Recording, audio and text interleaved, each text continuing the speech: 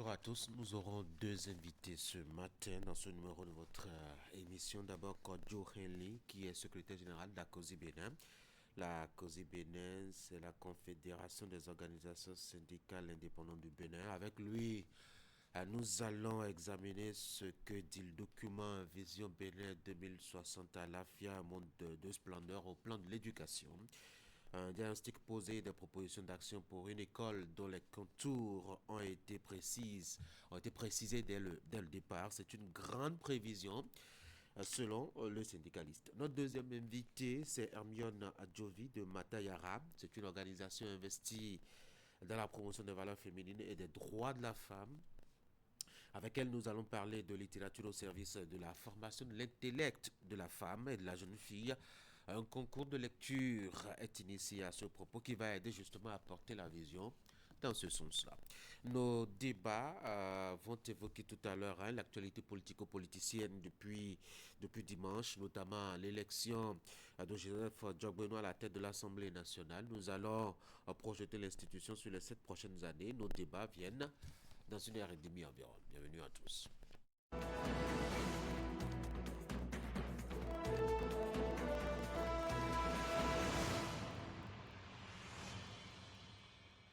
Je vous présente Fraternité pour commencer une des journaux ce matin. Bureau de l'Assemblée nationale, 10e législature. Une femme sur 7, la représentativité Jean Badlel. La première plénière de l'ère Djagbenou est prévue pour ce mercredi. Coup de répression des infractions économiques et du terrorisme, le commissaire Delcos Kendiaoundé conteste les charges. Son procès renvoyé au 20 avril. Ressources humaines de l'État, un tournant stratégique s'amorce au Bénin, une opportunité structurante pour le pays. Et puis sous la supervision du docteur Kachede Etienne Florence Tossé à Dion a été élevée au grade de docteur à l'université d'Abomey-Calavi. Voici une nouvelle génération Bénin filiée à NACAD, campagne 2025-2026. Le gouvernement fixe les conditions de commercialisation des noix de cajou. Matin libre, 5e édition du Marathon Bive Best. Environ 3000 coureurs attendus ce 22 février. Après dans celle 2026, le spécimen du bulletin unique a été validé d'après le journal. La boussole, diffusion en direct des audiences de contentieux électoraux, la Cour suprême met à nu les failles opérationnelles d'Assena, la Commission électorale nationale autonome. Commune à majorité BR, les règles de désignation désormais fixées. Décryptage info présidentielle de 2026, les candidats en liste valident le spécimen du bulletin unique des observations formulées notamment par le duo Ouadaïn Talata. Le confrère de la matinée Assemblée nationale, 10e législature, Joseph Diogbeno préside sa toute première cérémonie de montée des couleurs. Le quotidien Le Routier, mise en place des organes de l'Assemblée nationale 10e législature, le président Diogbeno invite ses collègues députés pour une séance plénière ce mercredi. Voici Visa Info, choix de Joseph Diogbeno à la tête de l'Assemblée nationale, Patrice Talon au nord, à Gbainzou et le plateau d'Abomey. Le matinal présidentiel de 2026, le spécimen du bulletin unique a été présenté. Dabarou, scrutin présidentiel d'avril prochain, la Sénat a validé le modèle de bulletin de vote. Fraternité pour la deuxième et dernière lecture. Bureau de l'Assemblée nationale, 10e législature, une femme sur 7, la représentativité Badlel a alerté Fraternité. La première plénière de l'organisation de l'ère Diogbeno, est prévue pour demain mercredi. Coup de répression des infractions économiques et du terrorisme, le commissaire Delcos Kenyaoundé conteste les charges. Son procès est renvoyé au 20 avril. Ressources humaines de l'État, un tournant stratégique s'annonce au Bénin, une opportunité structurante pour le pays, d'après donc l'invité de Fraternité. Sous la supervision du docteur Kachede Etienne et 8 Coton, Florence Tossé à Dion, élevée au grade de docteur à l'université d'Abomey-Calavi. Voilà ce qu'on peut retenir de la une des journaux de ce matin. Les journaux sont assez rares, c'est habituel les mardis matin. On va s'en contenter. On revient à la fin de cette émission pour les détails, à travers notamment la revue de presse. Mais déjà, je peux vous aider à feuilleter un peu l'intérieur de Fraternité avec notamment les premiers pas de Joseph Diabonou en tant que président de l'Assemblée nationale. Il a été élu, vous le savez, dimanche à la tête donc de la 10e mandature de l'Assemblée nationale. Et Fraternité qui nous apprend qu'il a présidé la cérémonie des couleurs, la toute première en tout cas, de son ère promise pour durer 7 ans. Et à l'occasion, il a promis continuité dans la rigueur et le respect du bien public. Les promesses pleuvent toujours. Alors vous avez donc avec Fraternité quelques images justement de la cérémonie, mettons donc de montée de couleurs. C'était donc hier. Fraternité qui a subi un peu aussi l'ambiance et vous en faire un petit point dans ces colonnes ce matin. Et puis on va rester toujours dans cette actualité-là, liée justement au Parlement béninois. Vous avez désormais que la 10e mandature est installée, mais on continue toujours d'observer dans les détails comment est-ce qu'elle se présente, cette mandature-là. Et Fraternité qui a remarqué justement qu'il y a un petit recul justement concernant le nombre de femmes présentes là-bas par rapport justement à la 9e mandature. Une femme sur 7 désormais à l'Assemblée nationale. Ça regresse, alerte donc Fraternité, qui a attiré l'attention sur le phénomène et a essayé surtout de comprendre ce qui s'est passé. Les femmes, le visage de la vraie minorité de ce Parlement, le schéma tranche notamment avec l'esprit et la lettre du Code électoral qui consacre le principe de la discrimination positive en faveur de la gente féminine. Le seuil de 30% de représentativité féminine, régulièrement mis en avant par les autorités d'un régime à l'autre, reste aussi largement hors d'atteinte. Les engagements solennels et les discours officiels en faveur de l'inclusion des femmes apparaissent à l'épreuve des faits comme de simples déclarations d'intention. Fraternité a eu la dent très dure justement par rapport à ce fait-là.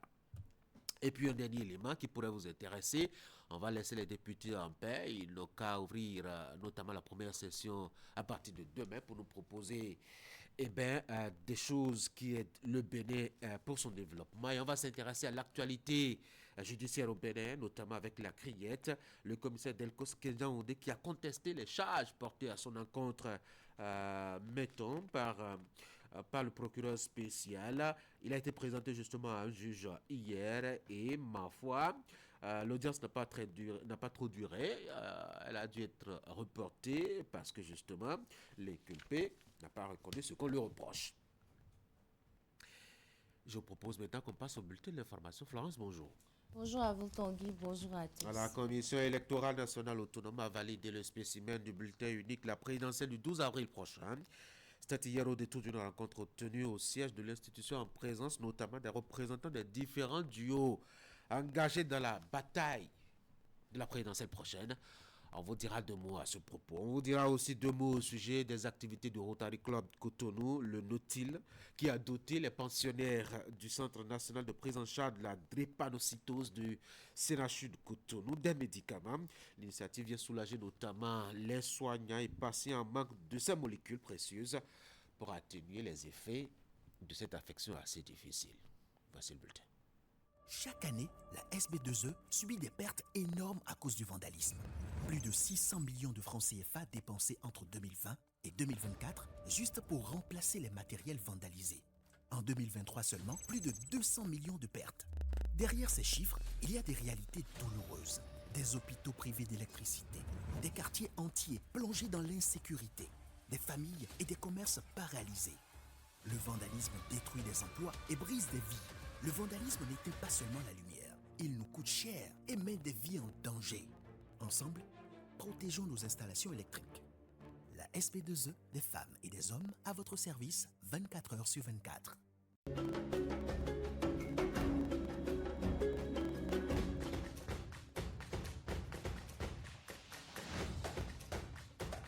Bienvenue à cette nouvelle édition de Canal Sport, notre rendez-vous hebdomadaire qui, chaque semaine, vous permet d'avoir des nouvelles du monde sportif béninois et d'ailleurs.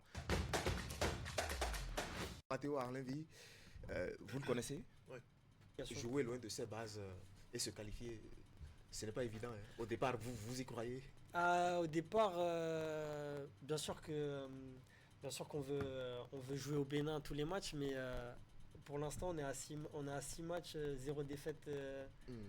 en Côte d'Ivoire, mais bien évidemment on préfère jouer les matchs à Cotonou et au stade de l'Amitié ou au stade de Charles de Gaulle. Mhm. Candide, Candide, bonsoir. Merci, bonsoir Prosper et bonsoir à tous nos téléspectateurs. Oui. Dans le cadre de cette 12e journée de la Ligue professionnelle de football du Bénin, ils sont amenés leurs caméras sur les installations du stade synthétique de l'université d'Abou-Clavi pour suivre cette affiche entre les requins de l'Atlantique et les Adjaka-Loulou de l'Est. Cotonou, suivez.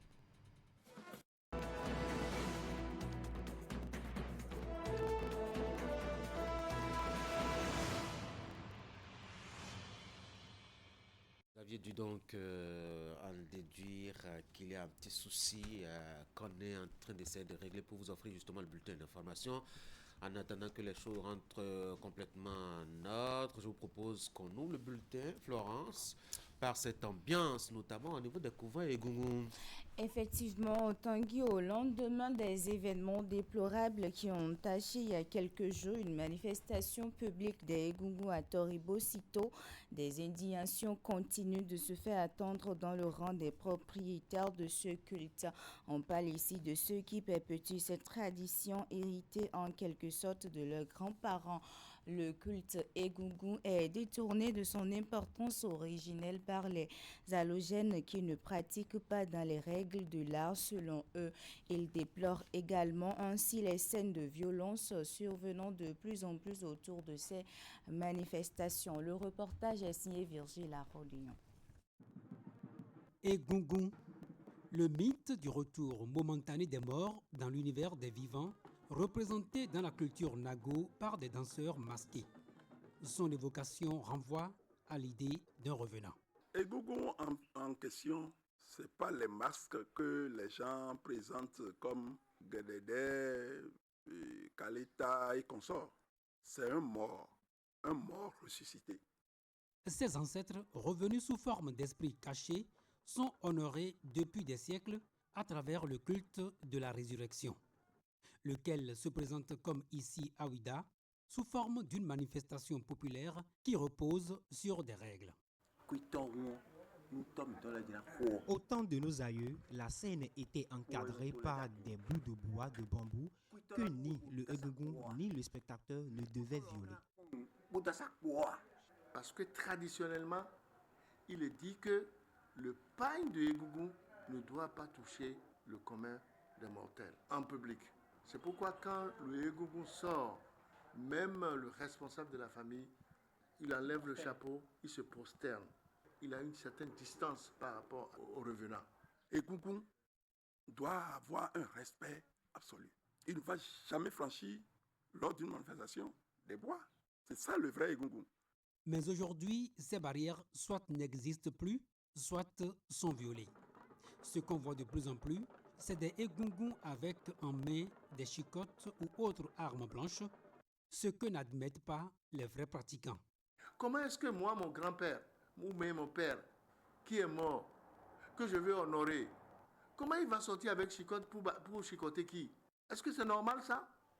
Alors ceux-là qui ont fait des manifestations à Tori et consorts, quand vous cherchez le dessous, vous allez voir que ce n'est pas les Yoruba.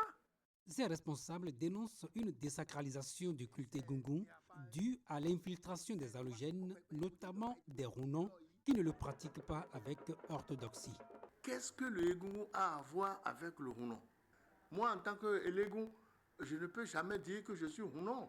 Pourquoi le Rounon va dire qu'il est Elégun? Ils en appellent à l'intervention du comité des rites vaudous pour une restauration des valeurs qui entourent la pratique de ce culte. On revient dans ce bulletin sur la cérémonie officielle d'installation des députés de la 10e législature et pendant qu'elle se déroulait à l'intérieur de l'Assemblée nationale, l'esplanade extérieure offre un tout autre décor. Des groupes de militants des partis politiques, notamment UPR et BR, ont tenu à accompagner leurs élus manifestant joie et faveur. Teddy Goudalo, Elvis Tonko. L'esplanade extérieure de l'Assemblée nationale a offert un tout autre visage le dimanche 8 février 2026. Ici, des attroupements de militants venus de différents horizons politiques ont tenu à accompagner leurs élus désormais membres de la 10e législature. Chants, danses, applaudissements et cris de joie ont rythmé l'attente. Notre joie est immense. Nous manquons de mots pour l'exprimer.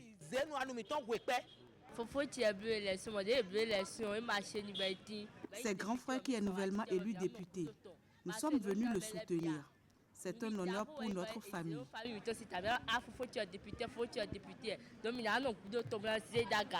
Pour ces militants, la cérémonie d'installation n'est pas qu'un simple acte institutionnel. Elle marque l'aboutissement d'un engagement politique et le début d'un nouvel espoir porté par ceux qu'ils ont soutenus. Nous avons estimé que c'est solennel, qu'à l'intérieur on ne peut pas accéder, mais il faut quand même venir, même au niveau de l'esplanade, manifester sa présence et dire à ceux-là qui sont élus que nous les soutenons et que nous voulons que leur législature soit des meilleures. C'est le moment pour nous de montrer de quoi vraiment nous sommes des bons citoyens. Parce que l'installation des élus du peuple, c'est une formalité qui engage tout Béninois lambda. Donc je suis là en tant qu'élu, mais aussi soutenir ma commune et soutenir tout le Bénin tout entier. Vous auriez constaté que tout s'est passé dans la paix, dans la tranquillité totale. Et cela témoigne de la vitalité démocratique. Le Bénin s'en sort toujours comme un pays exemple dans la sous-région et puis à l'international. Au-delà de la fête, ces rassemblements traduisent aussi de fortes attentes. Derrière les chants et les sourires, les militants espèrent désormais des actes concrets, des lois utiles et une action parlementaire à l'écoute des réalités quotidiennes. Sur cette esplanade animée, c'est déjà un message qui est lancé aux députés fraîchement installés, celui d'une base attentive, engagée et prête à juger la 10e législature sur ses résultats. Parakou tend vers une véritable révolution de la filière viande. Le rapport pour la construction d'un abattoir moderne de dernière génération a été validé par la mairie de la ville. Plus qu'un simple bâtiment, ce projet se veut un garant de la santé publique répondant aux normes environnementales et sanitaires les plus strictes. L'avant-projet du démarrage de ces travaux a reçu l'accord d'exécution des différents acteurs à la faveur d'un atelier. Pifan Tchabi et Socrate Adantori. C'est une étape décisive, presque historique que vient de franchir la ville de Parakou. Dans la salle des fêtes de la mairie, l'ambiance est studieuse.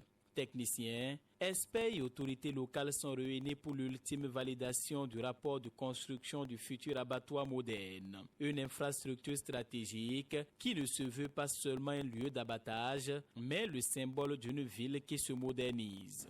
Cette étude fait suite à l'avant-projet sommaire que nous avons déjà eu à valider.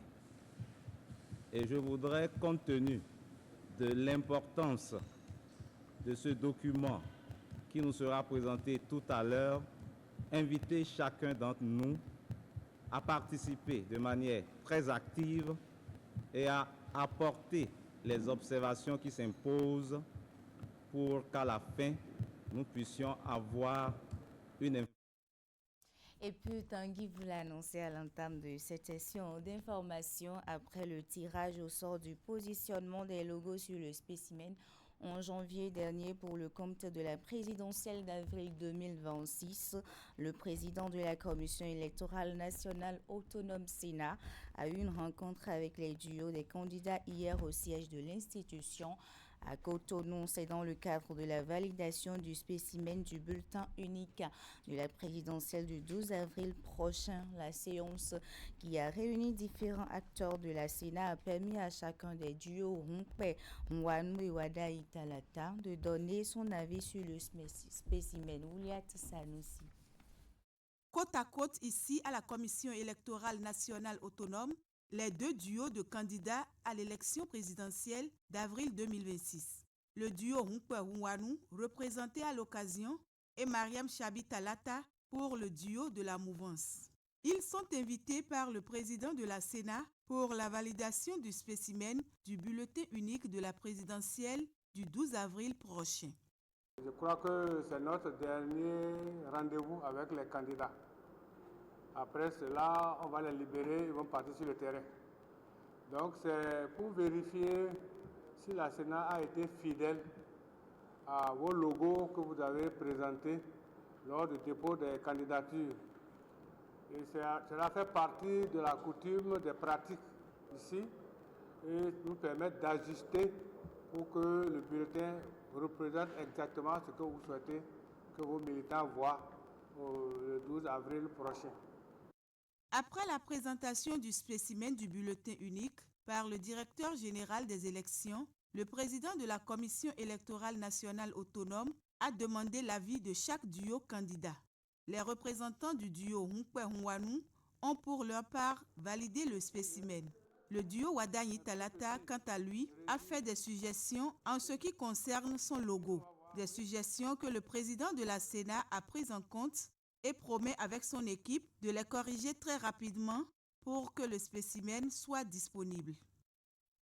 Eh bien, Tanguy, c'est la fin de ce bulletin d'information. Florence, merci pour le service. Bonne journée. Bonne journée. Mesdames et messieurs, voici mon premier invité.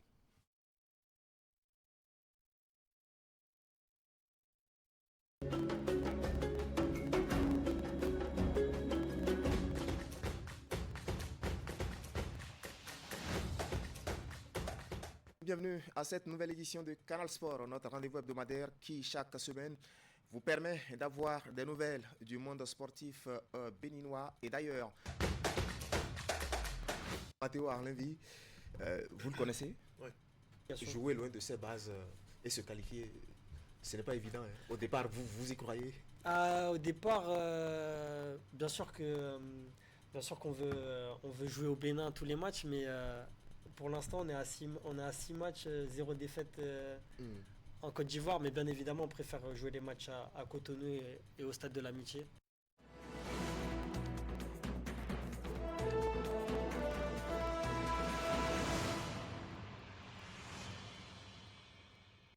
Mon premier invité, c'est Kocho Henli, il est secrétaire général de la COSI Bénin. La COSI Bénin, c'est la Confédération des organisations syndicales indépendantes du Bénin. Monsieur Henli, bonjour. Bonjour.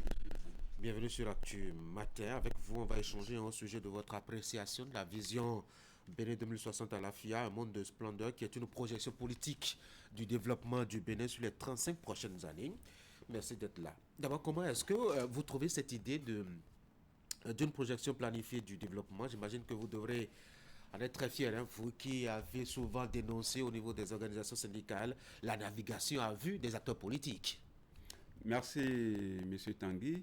Et je salue d'entrée tous les téléspectateurs du Canal 3 Bénin pour dire que qui ne planifie rien planifie son échec. Donc dans toute entreprise, dans tout ce que l'on fait, il faut quand même un minimum de planification. Oui. Et il faut avoir une idée de là où on va et de comment on veut y aller et avec quels moyens.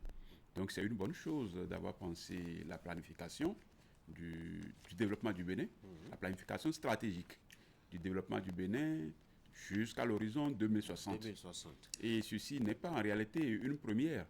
Okay. Vous le savez mieux que moi que nous venons de finir avec la vision Bénin à la FIA 2025, oui. Et qui donc est aussi une planification stratégique du développement sur 25 ans. Sur 25 ans. Cette fois-ci, c'est 35 ans. On n'a pas une très bonne expérience avec Bénin à la FIA 2025. Hein? Est-ce qu'on n'est pas toujours dans le même schéma là, à votre avis? Et c'est pourquoi il ne faut pas se dire déjà fier de cette planification. Il est vrai, ça laisse une note d'optimisme. Okay. Que si on travaille bien, si on s'organise bien, on est discipliné et on s'écoute, on peut atteindre les objectifs. Puisque par le passé, tout ne s'était pas bien passé. Et donc les objectifs n'ont pas été suffisamment atteints comme souhaité. Et donc cette fois-ci, il y a de quoi se dire, oui, c'est bien, on a un document qui planifie notre développement sur les 35 prochaines années, mais il faut qu'on travaille pour que, arriver à l'échéance, à l'horizon 2060, qu'on puisse se dire oui, nous l'avons réalisé, on a atteint les objectifs. Du point de vue du contenu du document, vous l'aviez certainement parcouru. Qu'est-ce qui vous a vraiment inspiré? De l'optimisme, de l'inquiétude, de la curiosité ou de l'indifférence? Non, aucun citoyen, au sens propre du terme, ne peut être indifférent à un document de planification stratégique du développement. C'est les belles couleurs qui vous ont accroché, les jolies couleurs faites à nos villes qui vous ont accroché? Non, loin de là, loin de là. Ce n'est pas les belles couleurs, ce n'est pas... Mais rien que l'idée de dire les 35 prochaines années, nous voulons être un Bénin, par exemple, dans lequel le système sanitaire est réformé et répond effectivement aux besoins en santé des populations et qui tient compte des réalités culturelles et endogènes, où on dit dans les 35 prochaines années, on veut d'un système éducatif dont les curricula répondent aux besoins socio-économiques du pays et également axés sur les priorités nationales. Je crois que c'est déjà des choses qui donnent espoir, comme je l'ai dit tout à l'heure, en attendant que nous parvenons à dérouler l'agenda comme souhaité. C'est quand même des choses qui donnent de l'espoir. Il y a donc de l'optimisme lorsque nous parcourons le document. Alors, vous aviez évoqué le secteur de la santé. Je sais que COSI Bénin, c'est quand même une confédération qui a en son sein de fortes organisations syndicales du monde de la santé. Mais vous êtes aussi présent dans le monde éducatif et c'est surtout cela qui m'intéresse puisque c'est un secteur qui doit retenir notamment votre attention. Le diagnostic posé par le document des 25 dernières années n'est pas vraiment reluisant. Alors, je vais citer juste deux éléments. Forte dépendance au financement extérieur qui expose la planification éducative à des incertitudes budgétaires et à des conditions parfois restrictives. Et puis, obstacle économique à la scolarisation face à une explosion démographique. Alors, l'école du Bénin n'appartient visiblement pas aux Béninois. Quand on voit un peu ce diagnostic. Ce diagnostic, nous le savons tous. Ce n'est pas nouveau. Ça nous montre où ça vient renforcer l'idée selon laquelle l'école béninoise, c'est l'héritage colonial que nous perpétuons. Ce qui veut dire que l'école béninoise n'appartient pas aux Béninois. Le diagnostic dit forte dépendance au financement extérieur. C'est réel. C'est réel. Or, tous les pays du monde ont chacun leurs problèmes. Si un pays, développé ou pas, dégage ses ressources pour venir vous appuyer, alors qu'il n'a pas fini de résoudre ses propres problèmes, c'est qu'il a forcément un intérêt. Une idée derrière la tête. Une idée derrière la tête. Donc, il vient vous soutenir pour atteindre ses objectifs et non vous aider en réalité à atteindre les vôtres. Si nous commençons par comprendre comme ça, c'est qu'on pourra faire de notre école une fierté nationale parce que notre école va désormais nous appartenir. Donc sera financée sur budget national. Alors, comme à tout... oui, vous n'avez pas fini. Bon, allez-y. Comme à tout dont il faut tenir compte dans cette situation, le document note en tout premier lieu la disponibilité des partenaires techniques et financiers. Est-ce que ce n'est pas contradictoire, ça? C'est bien sûr contradictoire. C'est bien sûr contradictoire parce que l'une des difficultés ayant jalonné ces 25 dernières années qui n'a pas permis la réalisation des résultats attendus de la vision Bénin à l'AFIA 2025 dans le secteur de l'éducation, c'est qu'il y a la forte dépendance de l'école et du financement extérieur.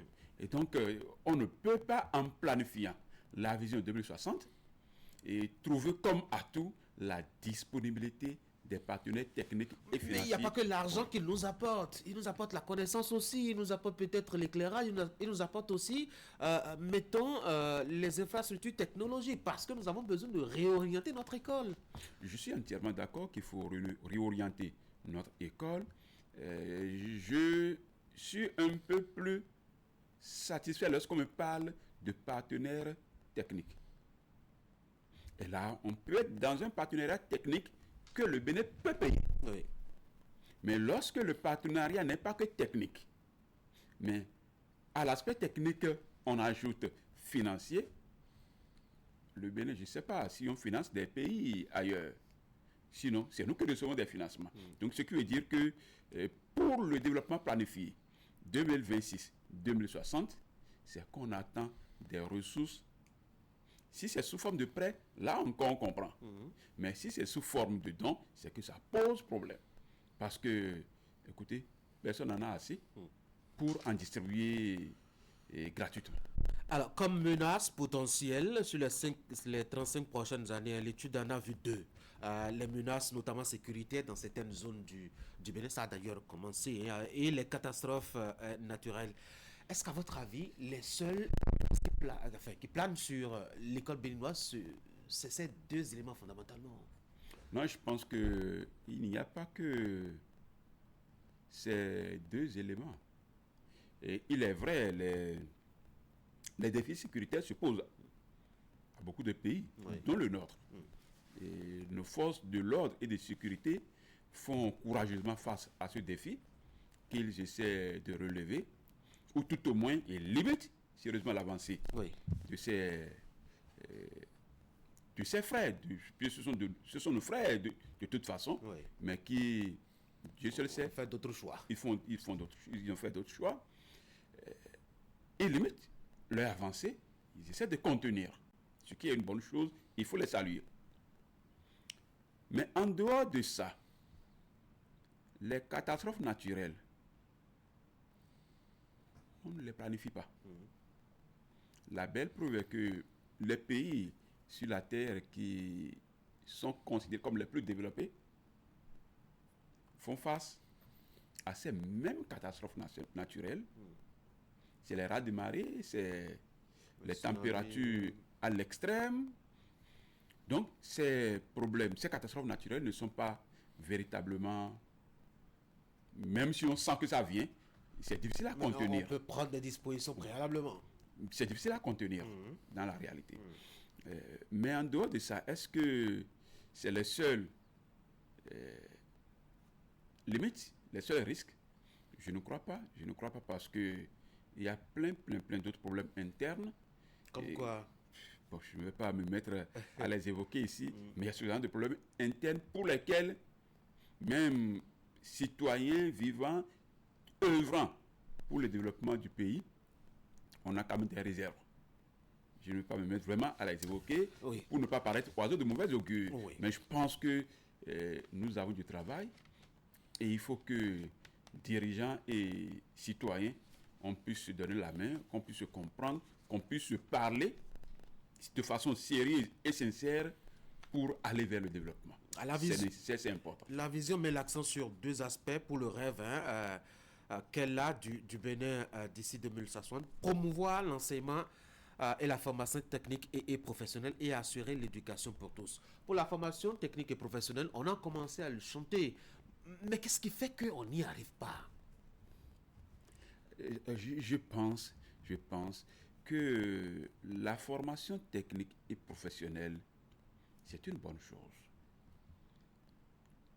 Mais cette formation technique et professionnelle, la façon dont elle se déroulait, je sais qu'il y a des améliorations qui se font de façon continuelle, mais la façon dont elle se déroulait cette formation ne permet véritablement pas aux produits finis d'être réellement employables sur le terrain. Comment? Pour dire, je prends la formation en mécanique automobile. Je sais bien qu'il y a des améliorations qui se font ces derniers moments.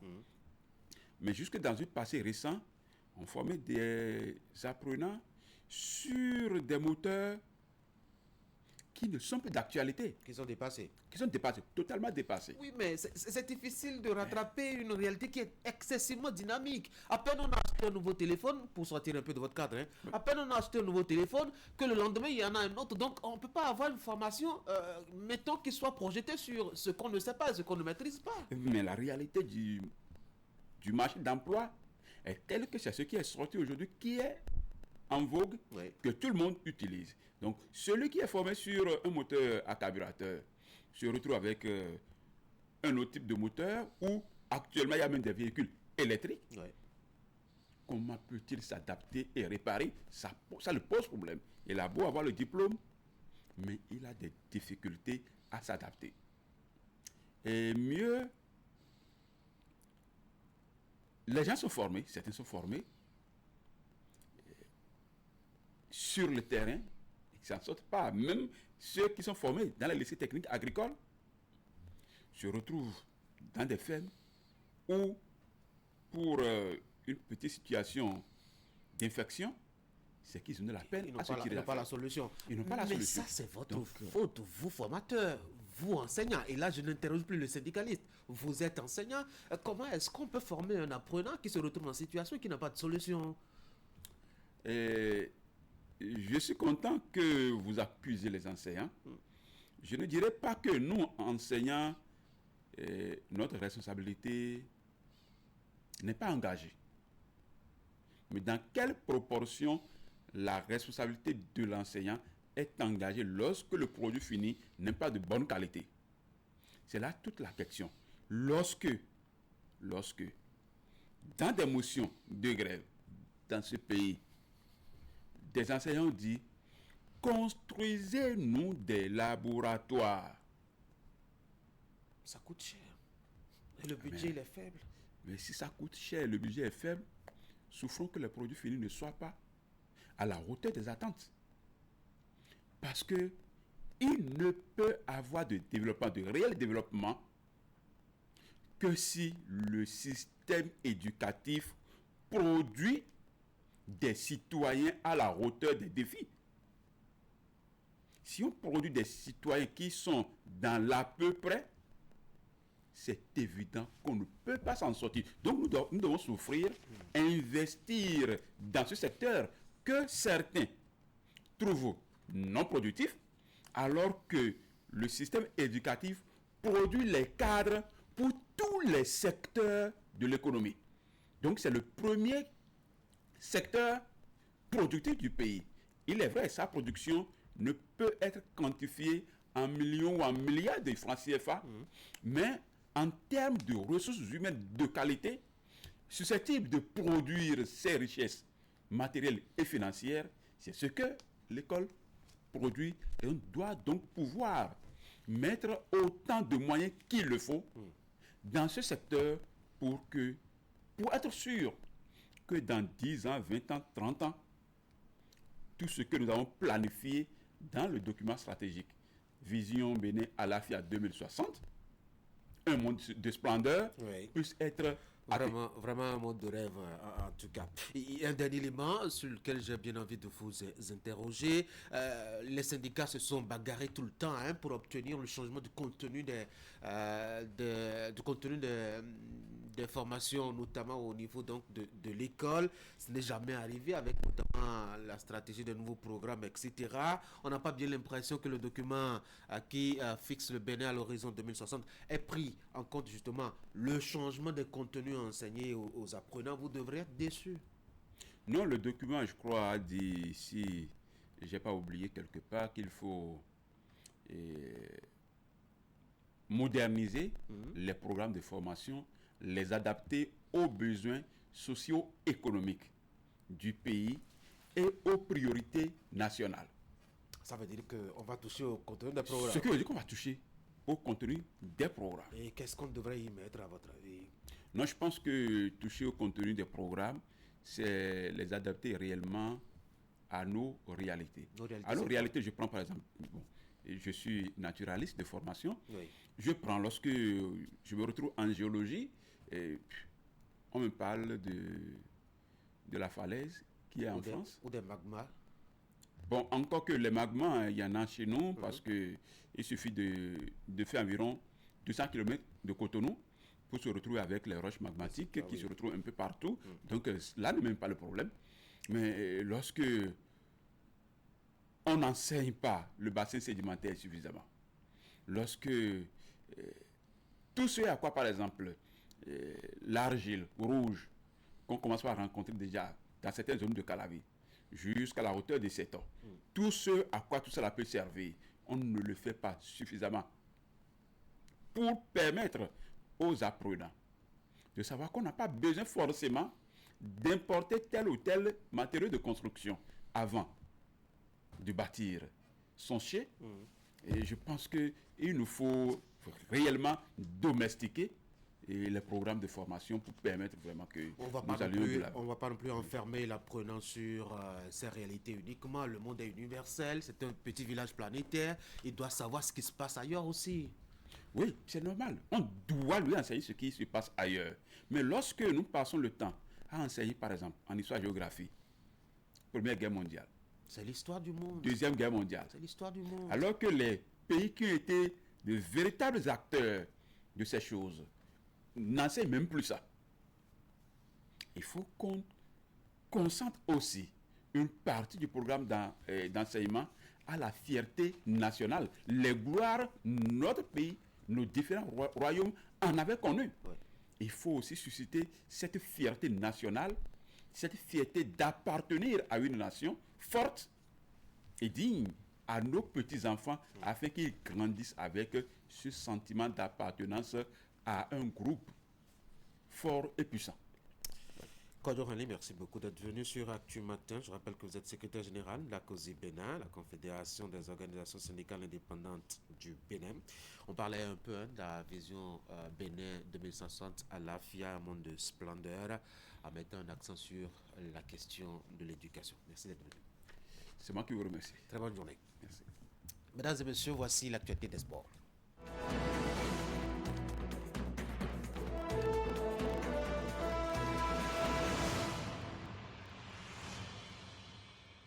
Tout à l'heure, j'aurai à recevoir par ici Hermione Adjovi, présidente de l'ONG Matayara. On va parler avec elle des droits des femmes et des filles. On va parler aussi de littérature, justement. On va parler de livres. Tout cela a un lien, ne vous en faites pas, on le fera tout à l'heure. Mais avant, voici l'actualité des sports avec Candide Oguinto. Candide, bonjour. Les Amazones du Bénin qui sont tournées vers la préparation du manche retour, de la manche retour, la troisième, décidément, qu'est-ce que j'ai L'émotion, certainement. Ah oui, je reprends alors. Les Amazones du Bénin qui sont désormais tournées vers la préparation de la manche retour du troisième tour qualificatif du mondial féminin des moins de 20 ans. Ce sont désormais tombés, il faut le dire, depuis hier, depuis Lomé. Ce sont les nouvelles qui sont tombées depuis hier de Lomé, de la tanière des Amazones du Bénin ayant rallié la capitale togolaise depuis samedi dernier. La bande Abdoulaye est désormais focus sur la manche retour de l'avant-dernier tour des éliminatoires de la prochaine Coupe du Monde de leur catégorie, victorieuse au match aller face à leurs homologues de l'Égypte. Romain Gandonou et ses coéquipiers entendent terminer l'opération à Lomé vendredi prochain, et pour ça, l'heure est à la concentration générale et on ne laisse aucune place à l'amusement, on ne laisse aucun détail sur le carreau. Les filles ont repris le chemin des terrains et ce lundi, après une courte pause, c'était le moment pour le duo technique Abdoulaye Wadikato Adam de revoir les fondamentaux et de travailler les erreurs enregistrées lors de la manche aller au quai dans le rang des Amazones U20. On propose ici un extrait du sélectionneur Abdoulaye reçu hier sur Canal Sport pour évoquer justement l'état d'esprit actuel du groupe après donc 7 victoires au lendemain de cette victoire obtenue vendredi dernier au Caire en Égypte et surtout une projection sur la manche retour. On a juste un match aller.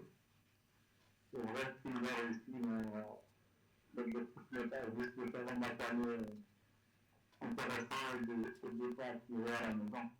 Donc, je pense qu'il faut rester vraiment physique, un peu concentré parce que le travail est continu. Parce qu'on a bien fait de très très bon niveau. Donc, je pense que rien n'est gagné d'avance. Il faut vraiment trouver le niveau. Elles auraient bien sûr aimé avoir ce public à côté, mais il nous a toujours accompagnés. Plus souvent là, même si c'est pas un bon quantité, ce sont les supporters qui sont là. Malheureusement, les familles ne peuvent pas être là. Parce que les familles, vous les aurez amenés dans le stade. Mais bon, on a pris l'habitude. Et comme moi, j'ai souvent l'habitude de dire aussi, il n'y a pas de question de domicile et d'extérieur pour moi. En hiver, je ne sais pas que j'aille jouer au Brésil ou partout. Pour moi, je peux utiliser la mission de maison comme à l'extérieur. Pour moi, il n'y a aucun changement. C'est le même terrain, c'est le même ballon, c'est le même ballon. Donc, il faut jouer comme on a l'habitude de.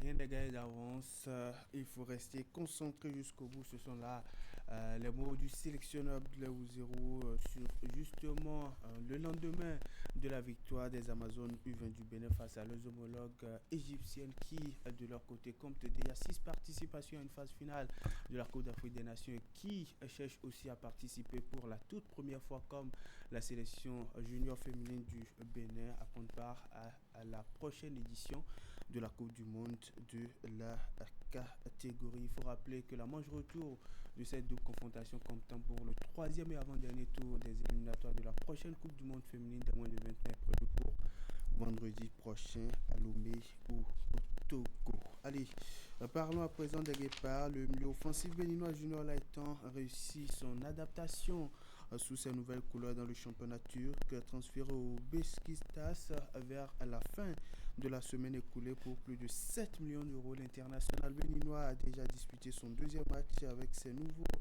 coéquipiers déjà jeudi.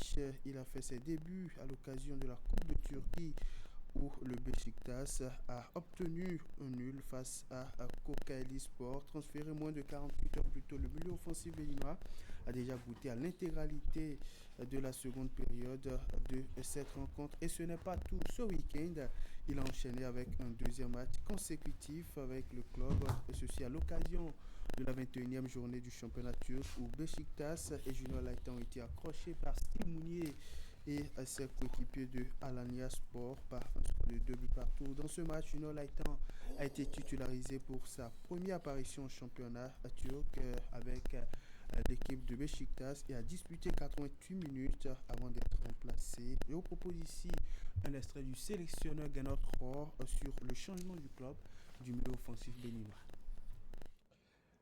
En effet, la signature de Junior Laitan à Beşiktaş est un très beau transfert pour un joueur béninois, un des plus gros transferts de l'histoire du football béninois d'ailleurs. On est très heureux pour lui, on est très heureux pour son équipe nationale aussi, qui y a contribué un petit peu, c'est surtout ses performances en club, mais quand même aussi la bonne CAN qu'il a livrée avec notre équipe, qui a permis cette offre-là, qui est quand même une offre financièrement très importante. Nous espérons qu'il va pouvoir progresser. C'est un joueur qui peut jouer à plusieurs postes offensivement. Avec nous, il a travaillé et amélioré son replacement, son jeu défensif. Et je pense qu'il va encore évoluer pour le bien des Guépards dans son nouveau club de Beşiktaş. Bravo à lui et on va suivre ça de près dans l'avenir. Et Tanguy, nous aussi, on suit ce joueur de très. On n'a pas d'autre choix. On doit suivre justement notre compatriote, surtout qu'il fait notre fierté actuellement, en tout cas au plan footballistique. Un des 10 transferts les plus chers de l'histoire du football béninois, il faut le dire. Après donc les transferts, il faut dire que c'est Steve Mounier qui est en tête des transferts les plus chers de l'histoire de la sélection nationale du Bénin. Allez, Tanguy, passons maintenant à une autre discipline. On va changer de discipline. Ouais. On va parler de sport de bras et de mains, le judoka notamment. Il n'y a que le pratiquant international béninois Valentin Winato a participé au prestigieux tournoi Grand Chelem, notamment de Paris. Il s'agit de l'un des tournois les plus relevés du circuit mondial de judo. Un tournoi de judo qui constitue une opportunité majeure pour les athlètes en quête de progression technique et tactique. Et au cours de la compétition, Valentin Winato a eu à se mesurer au meilleur judoka du monde, ceci dans le but d'évaluer son niveau actuel de compétitivité et d'identifier les axes d'amélioration nécessaires en vue de franchir un nouveau palier aussi, faut-il le souligner, dans le cadre du système de qualification aux grandes compétitions intercontinentales dans les championnats continentaux et les échéances qualificatives majeures. Chaque participation à des tournois de ce niveau revêt une importance capitale car il offre en l'occurrence aux participants de l'année des points précieux au classement mondial. Valentin Winato avait donc pour objectif de multiplier des participations à des tournois de ce genre afin d'améliorer progressivement son ranking international. Une stratégie qui vise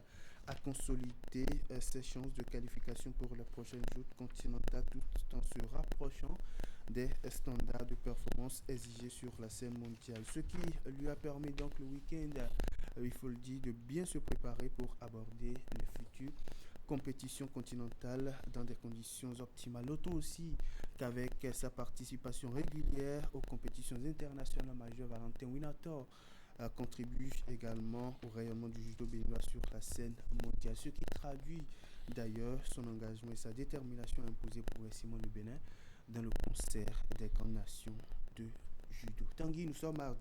Le week-end écoulé, le Bénin a affronté le Salvador dans le cadre des playoffs du groupe 2 mondial de la Coupe Davis 2026, une phase qualificative entre le Bénin, il faut le dire, et le Salvador, au cours de laquelle un jeune tennisman béninois entre dans l'histoire et devient l'un des plus jeunes joueurs béninois à disputer ce challenge. Il a nom Pacome Kakpo et il est l'actuel numéro 1 béninois au plan national, aussi bien chez les juniors que chez les seniors. Oui, justement, retenez le nom. Pacome Kakpo, c'est l'un des jeunes qui promettent notamment un bel avenir de ce sport pour le Bénin. Il a été mis en scène récemment, donc, comme le disait Candide Rouentoy, et Canal 3 s'est intéressé un peu à ce jeune profil-là. Quels pourraient être justement ses apports futurs pour ce sport au Bénin? Élément de réponse dans ce portrait. Et si c'était une sorte de passage de témoin entre l'expérience et la nouvelle génération? Le légendaire Alexis Clégou qui joue du même côté du filet avec le jeune Kokou Pacome Kakpo, l'une des espoirs du tennis béninois. Le changement de côté après 6 points joués. Absolument.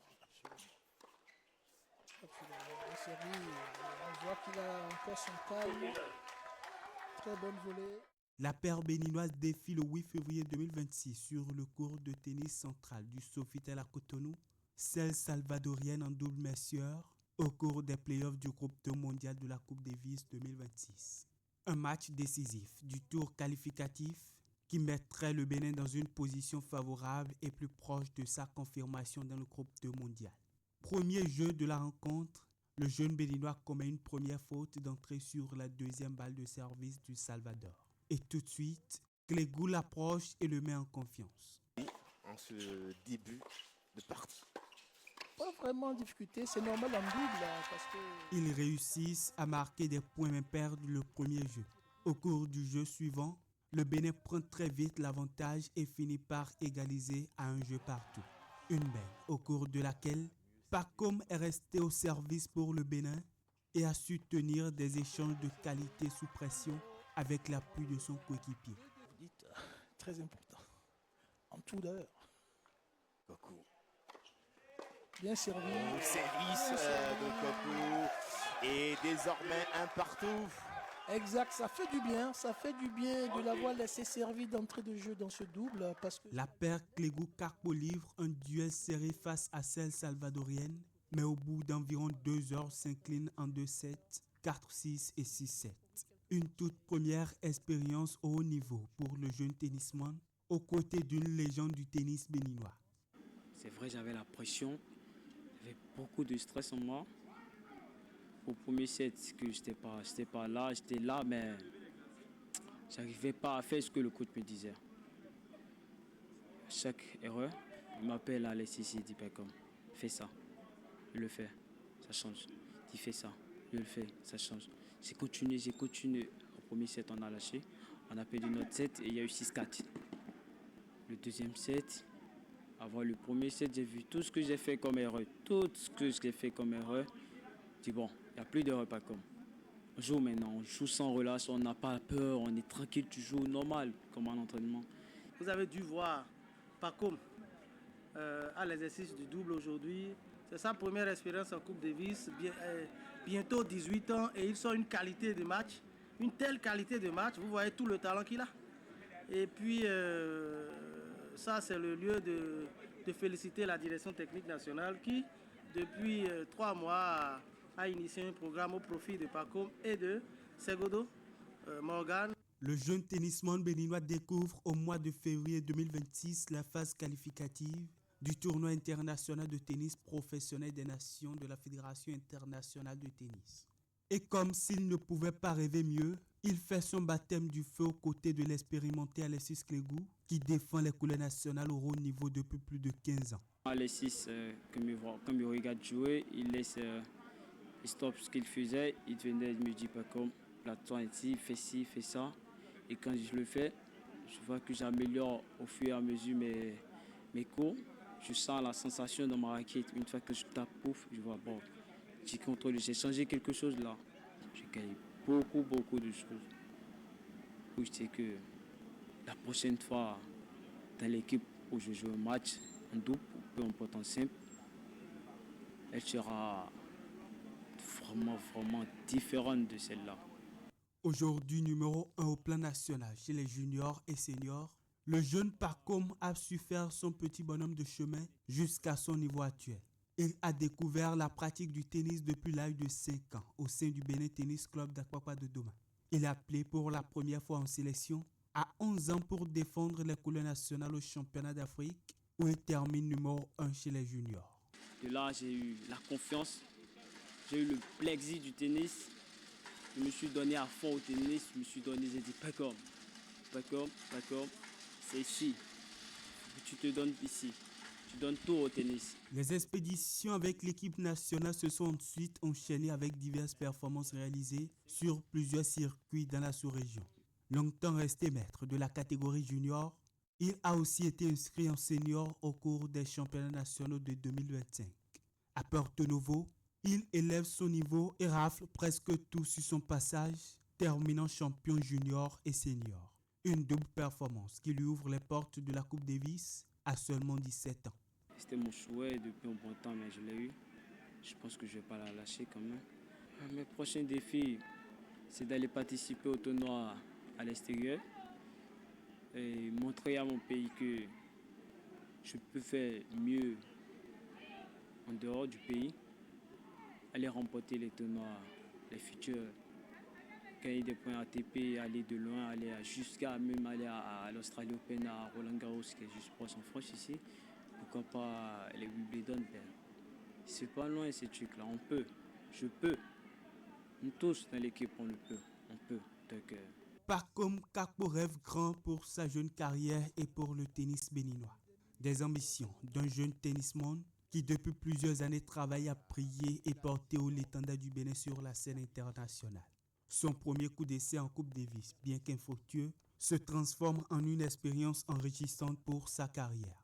Tous les signaux semblent être ouverts pour qu'à l'avenir, ce jeune espoir fasse les beaux jours du tennis béninois.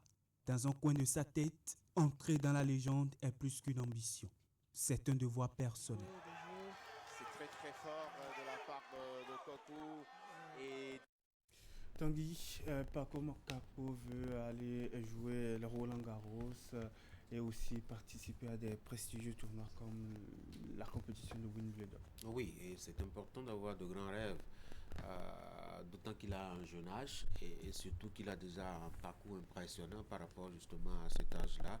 Je pense qu'il a du chemin à faire, il a aussi beaucoup d'expérience, mettons, à engranger et on va lui souhaiter d'avoir justement cette chance-là, mettons, de pouvoir réussir les couleurs béninoises à ces compétitions-là. On va lui souhaiter bonne chance et c'est ici qu'on va s'arrêter pour le tour d'horizon sportif de ce matin. On se retrouve demain.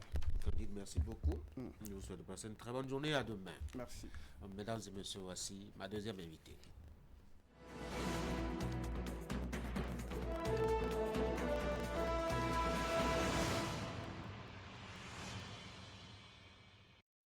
Bien, Adjovi est présidente de l'ONG Matayara. Eh bien, Adjovi, bonjour, merci d'être venu sur l'Actu Matin. Bonjour, Tommy. Ce matin, on va parler de promotion de la lecture, mais aussi de droit de femmes et de jeunes filles. Merci d'être là. C'est quoi ce concours de promotion de lecture qui concerne que les femmes? Alors, le concours Livre ton livre, puisque c'est le nom, édition 2026, ne concerne pas que les femmes. Mais la thématique de cette année, oui, est focalisée sur les femmes globalement, mais plus les adolescentes et les jeunes filles. Alors, c'est un concours de compte-rendu de lecture dont le principe est très simple. Chaque année, nous retenons un livre d'un auteur béninois. Les candidats et candidates sont invités donc à se procurer le livre, à le lire et à produire à l'issue de la lecture un compte-rendu de lecture suivi d'une analyse critique qu'ils soumettent.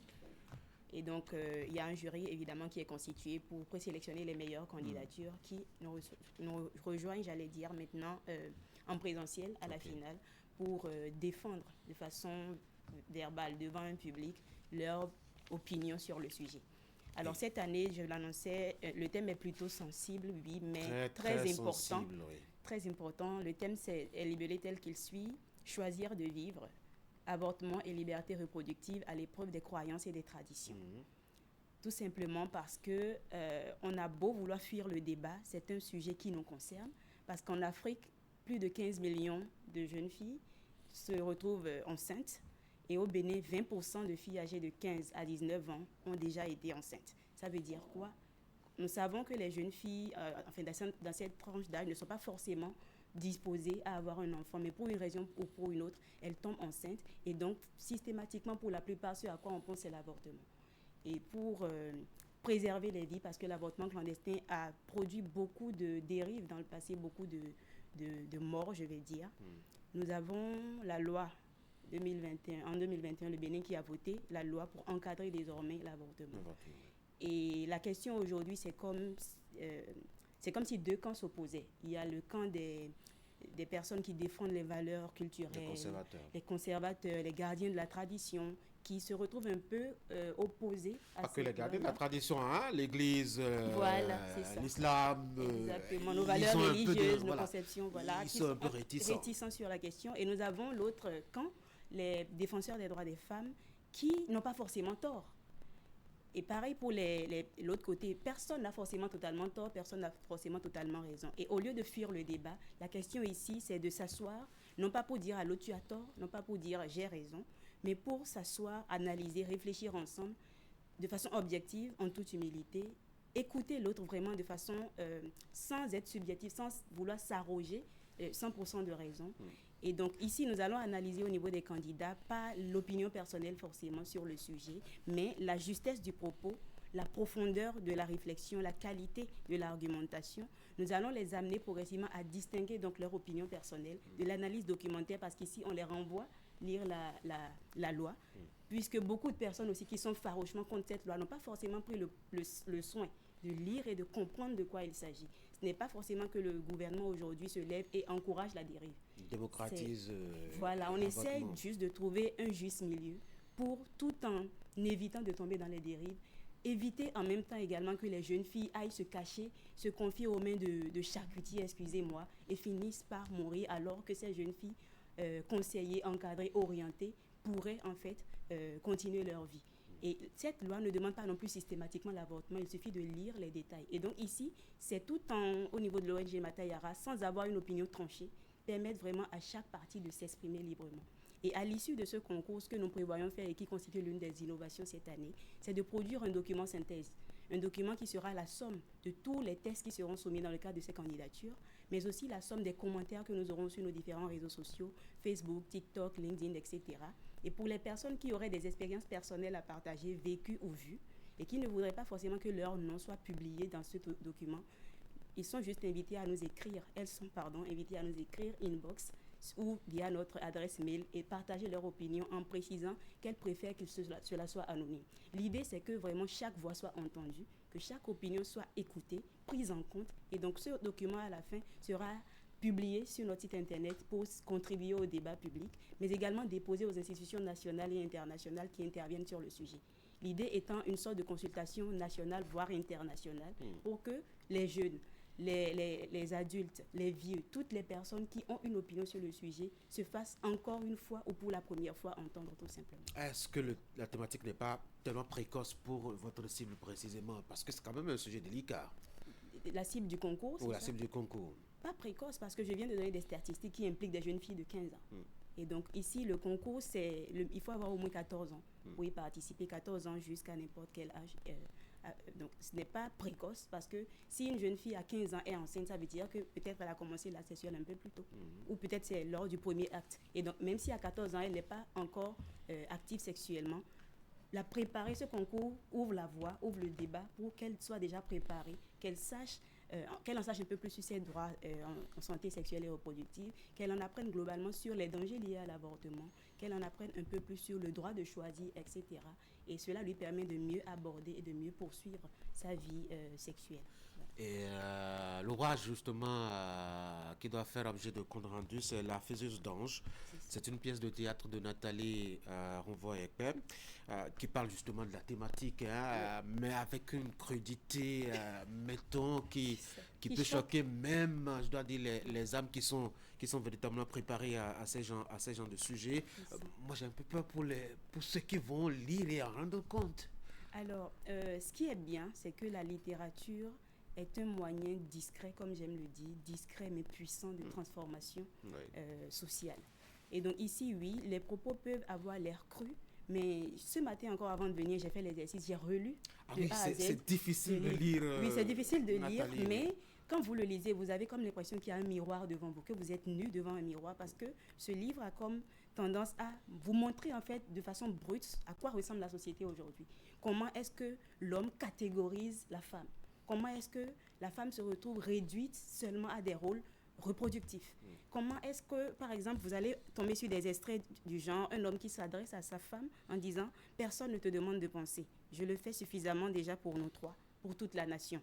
Fais-nous juste de bons petits plats, c'est tout ce qu'on te demande. » Et donc, on le veuille Et vous pensez ça que c'est vraiment d'un homme? Est-ce qu'on n'a pas grossi les traits? Est-ce qu'on n'est pas toujours en train de... comme un marteau, de taper sur le clou, même quand il a la tête un peu gondolée. J'ai pour habitude de dire que ce genre de débat, ce genre de sujet il ne s'agit pas d'opposer un sexe à un autre. Il s'agit véritablement de toucher du doigt là où le bas blesse. Et donc, quand vous dites que est-ce que nous ne sommes pas en train de taper sur un peu trop sur le clou, je vais vous lire l'une des dernières pages du livre où l'homme justement finit par presque se confesser, je vais dire. En s'adressant toujours à sa femme à la fin, après le décès de leur fille donc, il dit « Je suis désolé. Tu sais, ce jour où elle est née, je n'étais pas présent, pas parce que je devais absolument assister à la réunion politique, mais parce que je ne savais pas quoi faire. J'étais perdue. Pourquoi? Parce que le jour où sa femme devait accoucher par césarienne dans la détresse, elle essaie d'appeler son mari qui ne décroche pas, qui s'en fout littéralement. En tout cas, c'est l'impression qu'il donne. Mais à la fin... Ça n'est pas foutu, vous l'avez vu, sa confession. C'est ça, c'est là que j'en viens en fait. À la fin, il continue en disant « J'ai vu ton SMS m'expliquant qu'on t'emmenait au bloc opératoire pour une césarienne. J'ai paniqué. Mais un homme ne doit pas avoir peur. C'est ce qu'on m'a appris depuis mon enfance. Un homme ne doit pas avoir peur. Je ne sais pas comment font les autres pour y arriver, mais moi j'ai tout le temps peur. J'ai peur de décevoir mon père, peur de te regarder dans les yeux, peur de te dire « je t'aime », peur de dire à notre fille Lini qu'elle est ma plus belle réalisation. Peur tout le temps. Alors je me cache. Derrière l'absence, je me cache. Je joue le papa méchant juste pour cacher le papa aimant. Et tout cet océan de peur inavouée a fini par noyer le bonheur.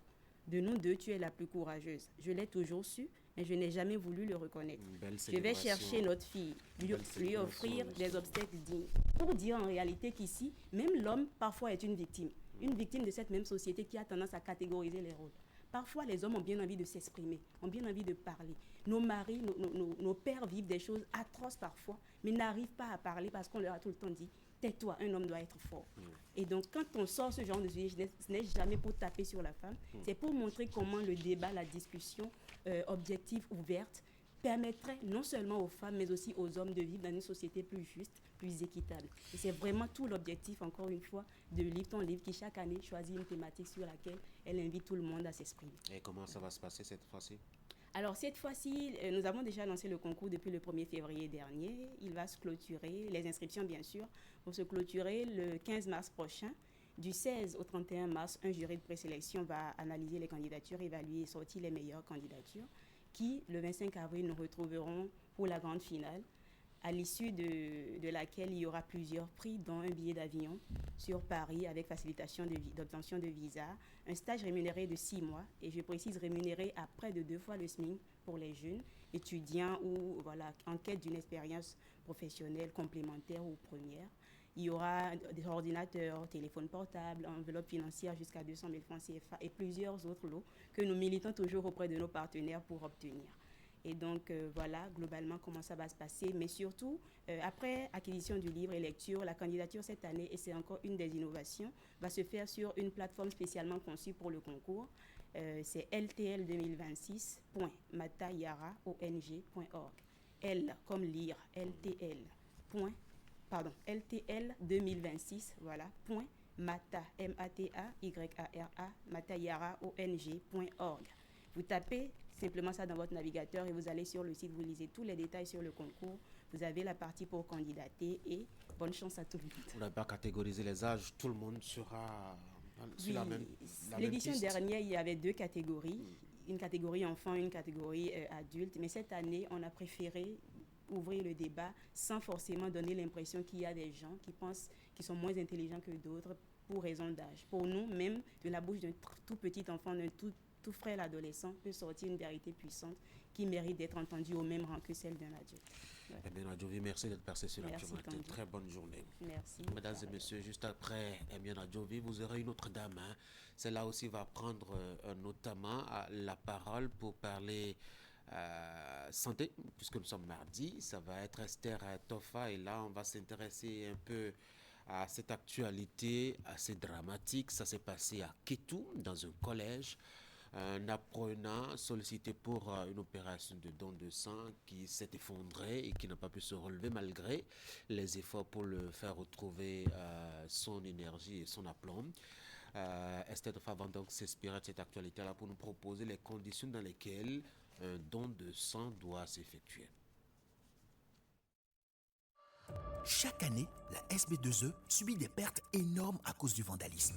Plus de 600 millions de francs CFA dépensés entre 2020 et 2024 juste pour remplacer les matériels vandalisés. En 2023 seulement, plus de 200 millions de pertes. Derrière ces chiffres, il y a des réalités douloureuses. Des hôpitaux privés d'électricité, des quartiers entiers plongés dans l'insécurité, des familles et des commerces paralysés. Le vandalisme détruit des emplois et brise des vies. Le vandalisme n'éteint pas seulement la lumière, il nous coûte cher et met des vies en danger. Ensemble, protégeons nos installations électriques. La SB2E, des femmes et des hommes à votre service 24 heures sur 24.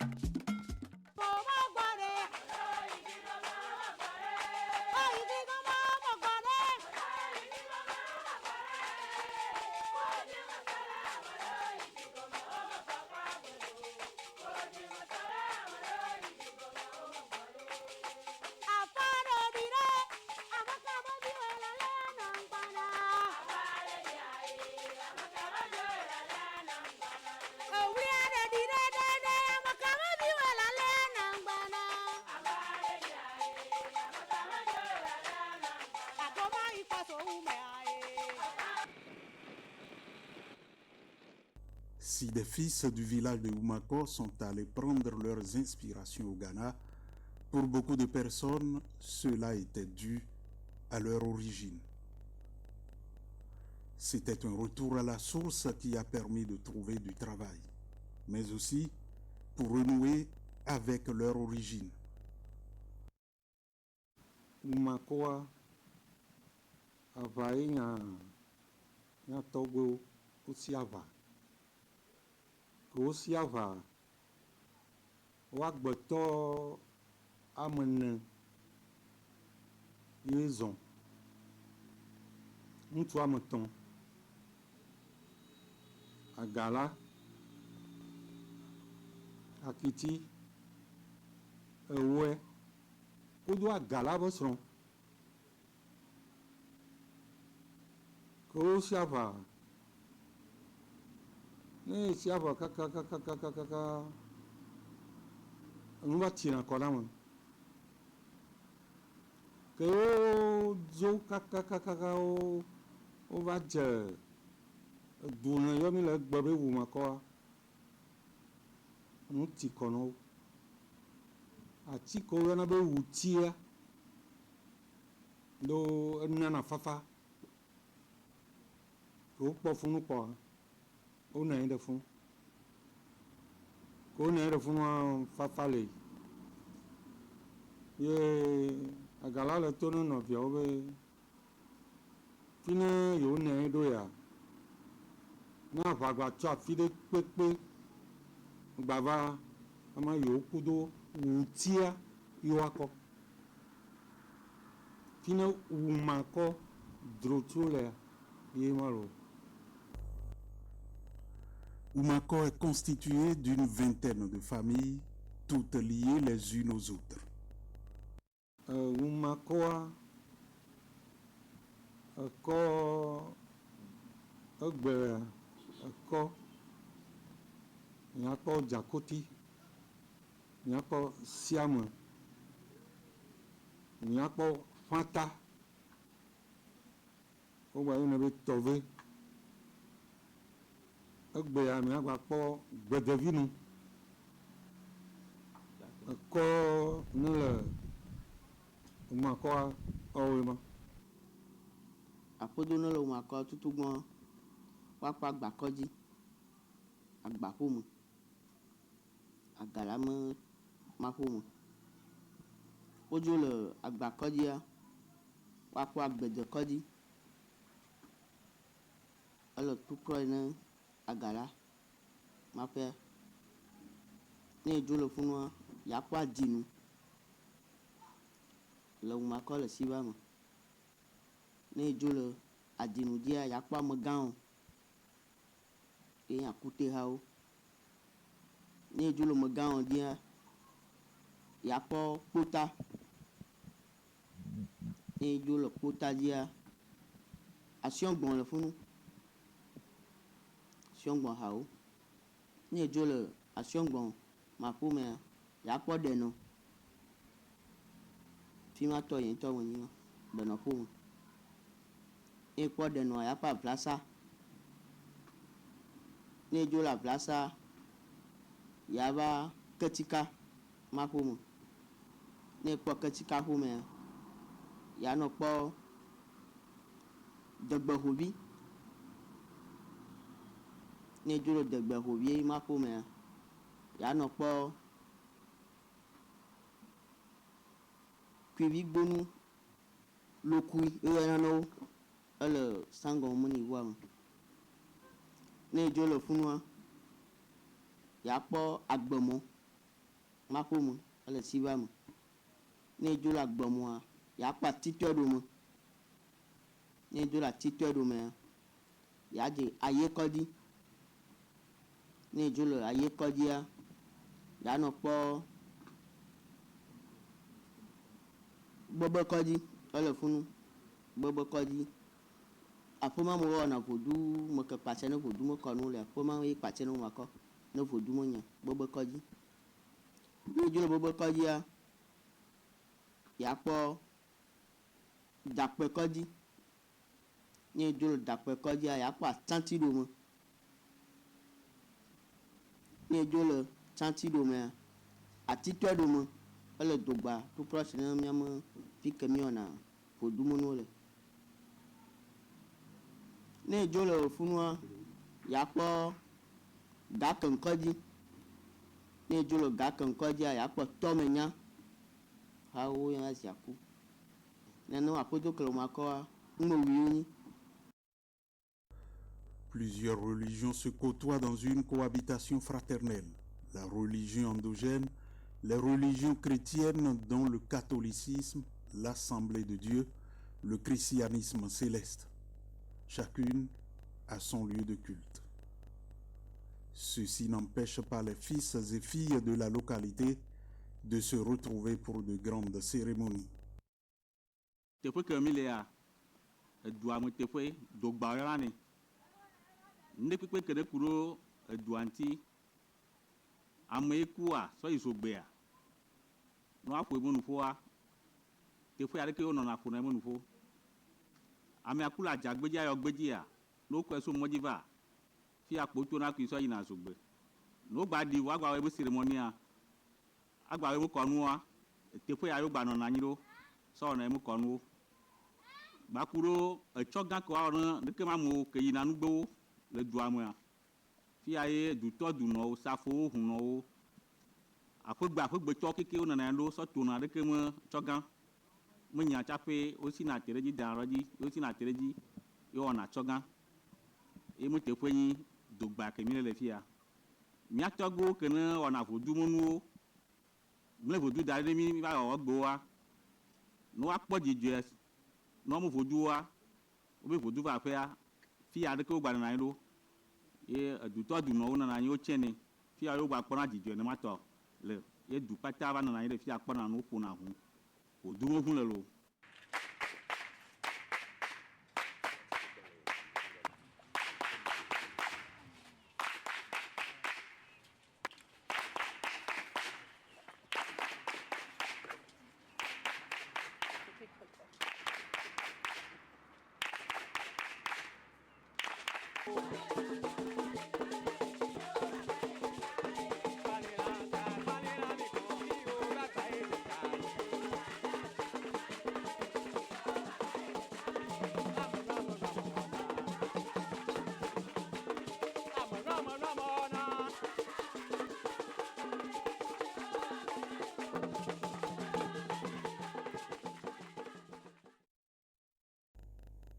Une anecdote raconte que les premiers ancêtres qui se sont établis à Oumako fuyaient la guerre. Une fois sur place, 3 frères et la femme d'un des 3 découvrent la localité tout proche, Komé.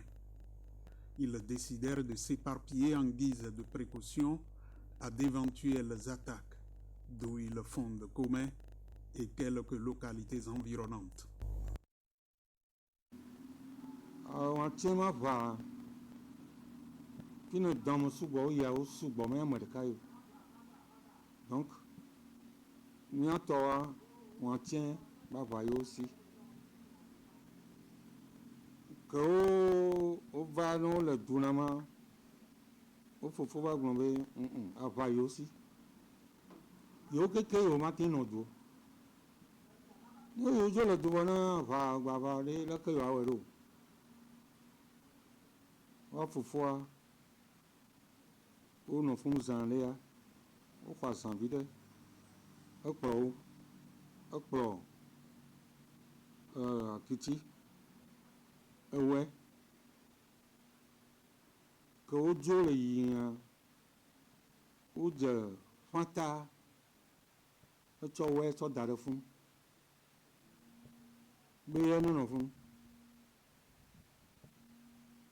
ekplɔ akiti le yin kakakaka va to ne be ekpɔ ko ne le ŋkɔ ɖa ma ye ne va yi be ɖe komɔ me ye tsã ne nɔ ekomɔ me akitia ye va yi tsi eko me lo miagblẽ aka ɖe dzi. On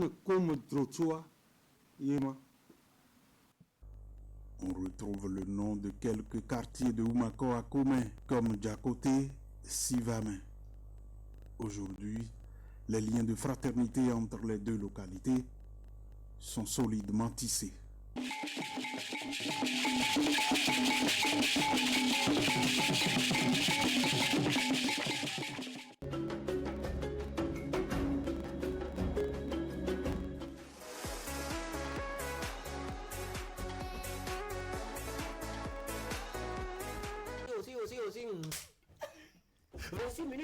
Donc il était vraiment rigoureux avec vous. Vraiment rigoureux avec nous. Sinon déjà à 7 ans on a commencé la musique, on pouvait aller dans le décor. La pause ce matin, je lui ai déclaré encore ma flamme. La photographie selon moi c'est écrire la lumière. Communiquer, communiquer, communiquer. Betty est célibataire.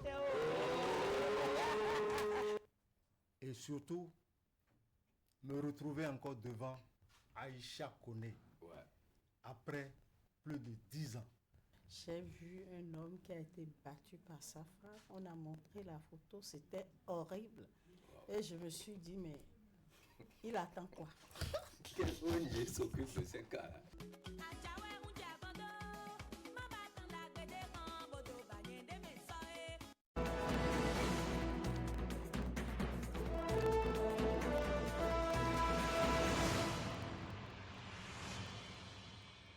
Nous sommes à l'escale santé. Esther Tofa, bonjour. Bonjour Tanguy. On va s'intéresser un peu à comment est-ce qu'il faut, mettons, faire un don de sang. Et justement, le sujet, vous êtes inspiré par cette actualité-là, notamment à Kitou, où un jeune apprenant d'un collège public de la place a perdu la vie après avoir justement fait le choix d'aller donner un peu de son sang pour sauver les vies humaines. Et vous vous interrogez sur les conditions dans lesquelles il faut faire l'opération. Exactement. Il faut dire que le don de sang au Bénin, c'est un problème de santé publique parce que dans les centres hospitaliers, les maternités, les poches de sang sont vraiment demandées parce qu'il y a pénurie pour les accidentés, les complications liées à l'accouchement, les anémies sévères chez les enfants, la drépanocytose, les interventions chirurgicales.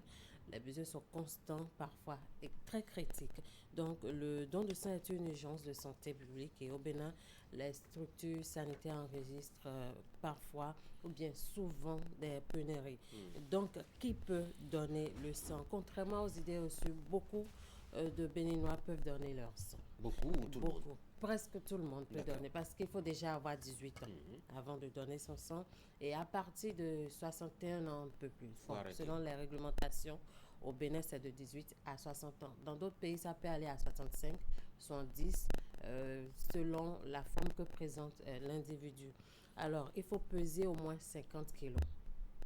Un individu de moins de 50 kilos ne peut pas se prévaloir donneur de sang parce qu'il n'est pas encore en bonne forme pour cela. Être en bonne santé en général, ne pas présenter de fièvre ou de maladie le jour du don, ne pas être fatigué ou affaibli, ne pas être en train de faire un traitement, par exemple pour le paludisme ou n'importe quelle maladie que ce soit, parce que c'est possible que le taux d'hémoglobine ne soit pas assez conséquent, voilà, pour qu'on puisse faire un don de sang. Donc, avant chaque don, il y a un entretien médical qui se fait, c'est confidentiel, réalisé par un agent. Et moi, je suis une donneuse, donc ça se fait. Il y a même une fiche qu'on remet au donneur qu'il doit remplir, il doit cocher certaines cases. Et quand il y a des cases qui sont cochées ou ne sont pas cochées, c'est à l'agent de décider si celui-ci peut donner son sang ou pas. Alors donc, au cours de l'entretien, on peut poser des questions un peu plus personnelles à ce dernier ou à cette dernière. Par exemple, est-ce que nous avons eu à changer de partenaire sexuel ces derniers temps, si on a eu à faire un voyage, surtout ça, si on a eu à faire un voyage où il y a une épidémie ou une maladie qui sévit. Dans les 3 mois en arrière, on ne peut pas donner le sang parce qu'il faut déjà voir si on n'a pas été contaminé sur place. Les femmes peuvent donner leur sang, mais avec certaines conditions spécifiques. Il s'agit de ne pas être enceinte naturellement, ne pas avoir accouché récemment parce qu'il y a un délai exigé après l'accouchement avant de pouvoir donner ce sang. Ne pas être affaibli par un cycle menstruel qui vient de passer. Donc, après les règles, il faut un temps donné avant de pouvoir donner son sang. Alors, parce que les femmes sont plus exposées à l'anémie après l'accouchement et après les règles douloureuses. Donc, quand on souffre d'anémie, déjà naturellement, même si ce n'est pas à cause des règles, même les hommes, quand on souffre d'anémie naturellement, c'est conseillé de ne pas aller donner son sang. Parce que déjà, c'est au moins 0,3 ou 0,4 jusqu'à 0,5 litres de sang qui est pris. Donc, il faut que la personne soit quand même en bonne forme pour pouvoir donner son sang. Alors, qui ne peut pas donner son sang? Certaines personnes ne peuvent pas donner de façon circonstancielle, temporairement, soit définitivement. On parle dans ce cas d'exclusion temporaire. Il s'agit de certaines personnes qui ont eu à faire un piercing ou un tatouage récemment. Ces gens leur recommandent de ne pas, même quand ils vont dans les structures sanitaires, les piercings. Oui, les piercings, quel que soit là où les piercings sont, on ne fait pas. C'est quoi? C'est un bélier ou qu'est-ce que c'est? Non, bon, c'est un choix. Il y a des gens qui... C'est un mouton? Ce n'est pas un mouton, c'est pas un mouton. C'est un jeune homme. C'est un choix qu'il a fait. C'est voilà, bon, c'est pour la beauté. Voilà. C'est la mode. Ah, d'accord. C'est la mode pour certaines personnes. Alors, je l'ai dit, avec un paludisme récent, on ne peut pas donner son sang. Si on a subi une opération chirurgicale, une intervention chirurgicale récemment, on ne peut pas donner son sang. Si on a reçu une transfusion sanguine récemment également, on ne peut pas donner son sang. Si on est convalescent, si on a fait un voyage dans une zone à risque sanitaire, je l'ai dit, on ne peut carrément pas donner son sang. Mais tout cela est temporaire. C'est le médecin avec les analyses qui va décider si c'est définitif ou pas. Alors, les exclusions définitives, il y a des personnes porteuses de maladies chroniques. Ils peuvent carrément pas, ils sont pas candidats au don de sang. Les personnes porteuses du VIH, de l'hépatite B ou C, les personnes qui présentent des maladies du sang incompatibles avec le don. Bon, quand je parle de maladies chroniques, on va parler de l'hypertension artérielle, du diabète, de la drépanocytose, etc. Alors, eux ne peuvent pas donner le sang.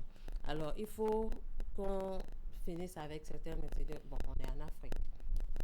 On dit que quand on donne son sang, ça se vend, on met ça sur des fétiches. On ne dit pas. Il y a eu des cas où effectivement les gens ont dû utiliser le sang pour autre chose que sauver des vies. Voilà, ce qui n'est pas toujours bien. C'est sécurisé maintenant, ça ne se fait pas. Alors, donner son sang rend faible, ce n'est pas vraiment vrai. C'est vrai que quand vous finissez de faire un don, vous ne devez pas bouger en même temps. Même les agents qui s'occupent du don de sang le recommandent. Vous restez assis, vous prenez un pain, vous prenez une sucrerie, le temps d'avoir un peu de force, d'énergie pour pouvoir marcher. Sinon, vous pouvez tomber en repartant chez vous. Donc, au moins, ils s'assurent de tout cela.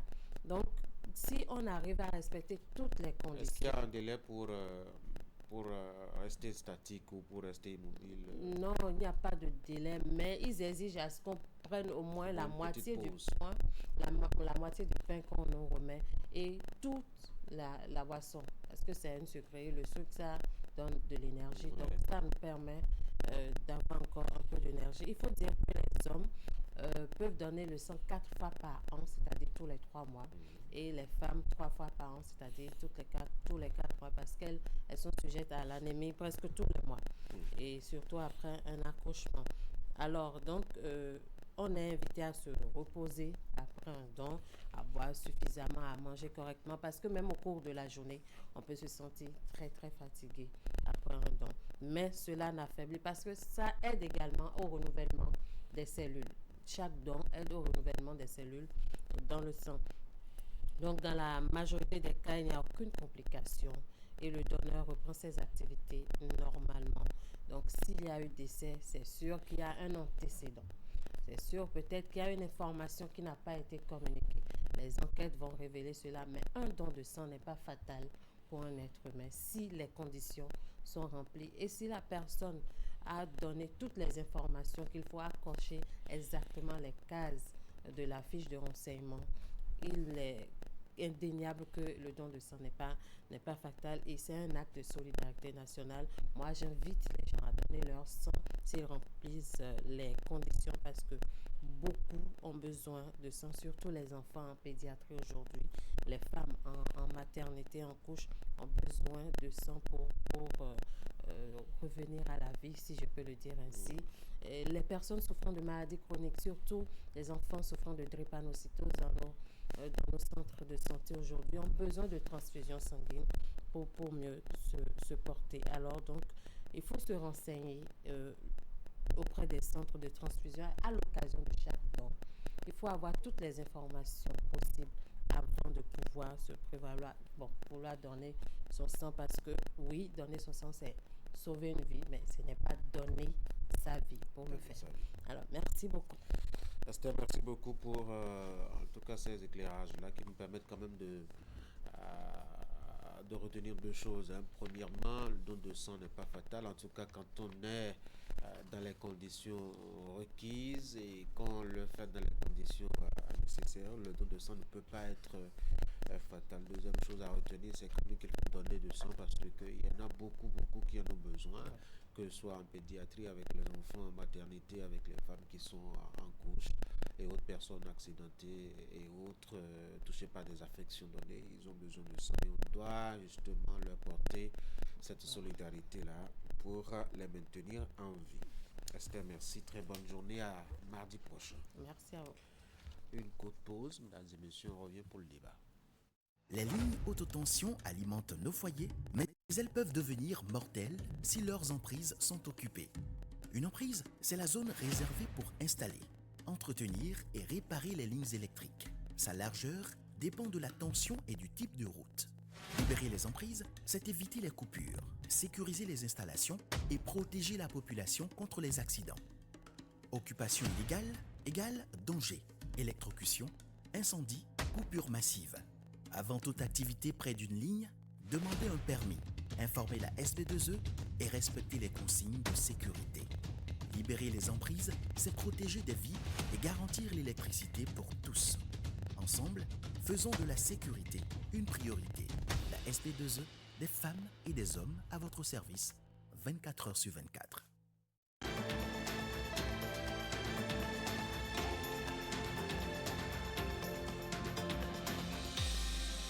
Pourquoi est-il recommandé de pratiquer l'allaitement maternel exclusif jusqu'à 6 mois? Pour commencer, je dirais que l'allaitement maternel exclusif consiste à donner uniquement le lait de la maman au bébé qui vient de naître. Uniquement? Uniquement, pas d'eau, pas d'autres substances, uniquement le lait de la maman au bébé qui vient de naître. Sauf s'il y a une prescription de médicaments. Okay, sinon, c'est uniquement le lait maternel au bébé dès la naissance et jusqu'à 6 mois. Rien que ça? Oui. Il est important parce que le lait maternel comble les besoins nutritionnels du nouveau-né, du nourrisson, dès la naissance jusqu'à 6 mois. Et nous disons souvent que c'est le seul aliment qui est à la fois complet et qui correspond à l'organisme du bébé qui est encore fragile. Pour celle-là qui sent des douleurs quand elle est au boulot, les seins sont gonflés, comment peut-elle faire pour calmer cette douleur-là? Comme astuce, elle peut rapidement tirer le lait, si c'est possible, les conditions le lui permettent. Elle tire son lait et le bébé pourra le boire. Ouais.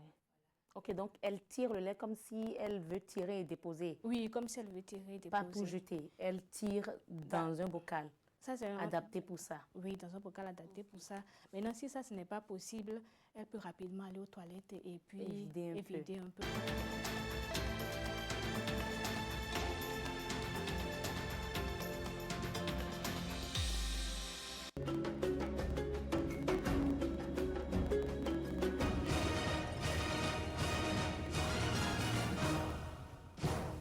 Fait face au miroir pour décrypter l'actualité liée aux faits de société. Un gros sujet à la une de nos échanges ce matin. Quel regard portez-vous sur la dot aujourd'hui? La dot en soi, normalement, c'est le mariage. S'il ne fait pas officiellement la grande dot, la femme ne bouge pas. C'est ça. Et le gars dit que, bon, si c'est ça, il faut choisir entre ta famille et moi. Il y a des hommes qu'après mariage, ils abandonnent tout, ils n'ont rien fait encore. Ça. Il y a beaucoup de couples qui sont là. Annuellement, ils n'offrent pas aucun plaisir à sa femme. Tu es un homme, tu n'arrives pas encore à satisfaire correctement ton épouse à la maison. Elle sait, elle se dit, bon, j'ai déjà des enfants ici, je me contente de ça. Et c'est en plus de ça, c'est ça qui sort pour aller prendre encore une femme dehors. Téléspectateurs, allez, bonjour. Oui, bonjour le plateau. Alors, je dirais que la dot aujourd'hui, c'est vu comme autre chose. Ce n'est plus symbolique. Oui, je suis votre émission depuis Baricon. On vous est d'accord. Je vois que c'est très intéressant et j'ai voulu donner mon point de vue. Allons-y, ça nous fait plaisir aussi.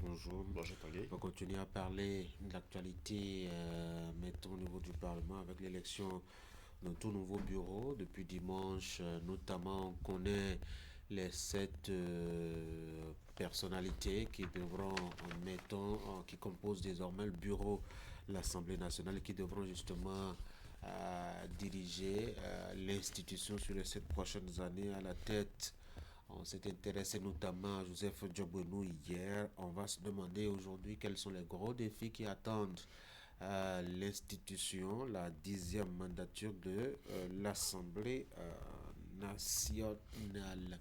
Ulrich, on a quand même vu la 9e faire un certain nombre de choses, et même jusqu'à la dernière semaine, je dois dire, de leur mandat, ils étaient encore en train de boulotter et de proposer des lois pour la République.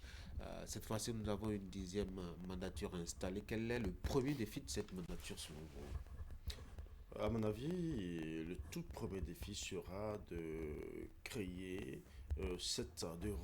cette confiance entre les citoyens et le pouvoir législatif. Comment ça? Vous savez, déjà avec la 8e, puis avec la 9e, on a senti que de plus en plus, il y a un fossé sans cesse grandissant entre la masse publique et les politiques.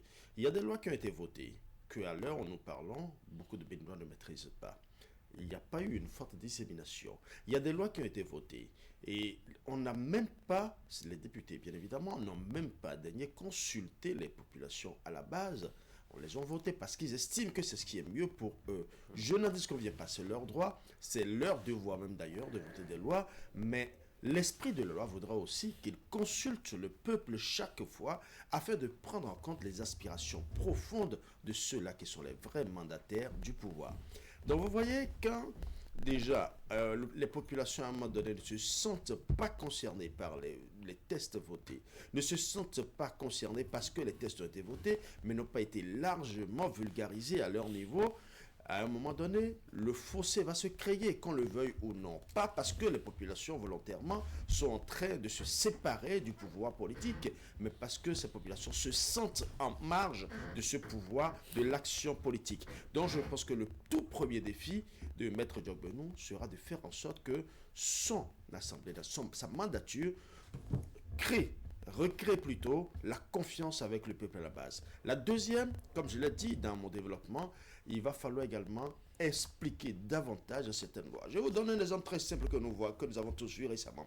Vous avez vu, le Parlement avait voté une loi, un test pour justement la vision Bénin de 2060 à l'AFIA. Combien de personnes, combien de Béninois étaient véritablement au courant de cette loi? C'est juste une loi prise au hasard comme ça. Vous voyez combien de Béninois étaient au courant? C'est au lancement récemment que beaucoup de Béninois se sont dit « Ah, mais c'est merveilleux, mais c'est beau, ah, mais ce qu'on a prévu pour ce pays, c'est bien. » D'accord, mais combien de personnes le savaient? C'est pour cela que je vous parle de la dissémination des tests qui sont votés. Il faut faire en sorte que le Béninois, c'est vrai que nul n'est censé ignorer la loi, mais il faut aussi faire en sorte que ceux-là qui sont les mandataires du peuple puissent quand même aller vers le peuple et mieux expliquer certaines choses. Donc, un mandat législatif ne se mesure pas à l'aune du nombre de tests votés, mais plutôt le nombre, la qualité des tests votés pour assurer le mieux-être et le bien-être des populations. Je pense que ce sont les deux défis fondamentaux que la mandature, la 10e législature devrait prendre en compte et surtout faire en sorte que les priorités supérieures du peuple à la base soient prises en compte.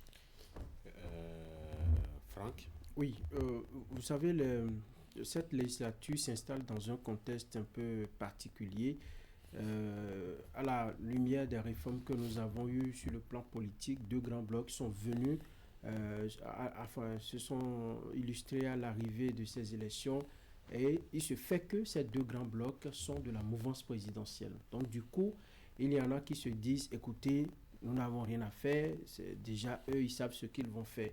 C'est là le premier défi de cette 10e législature.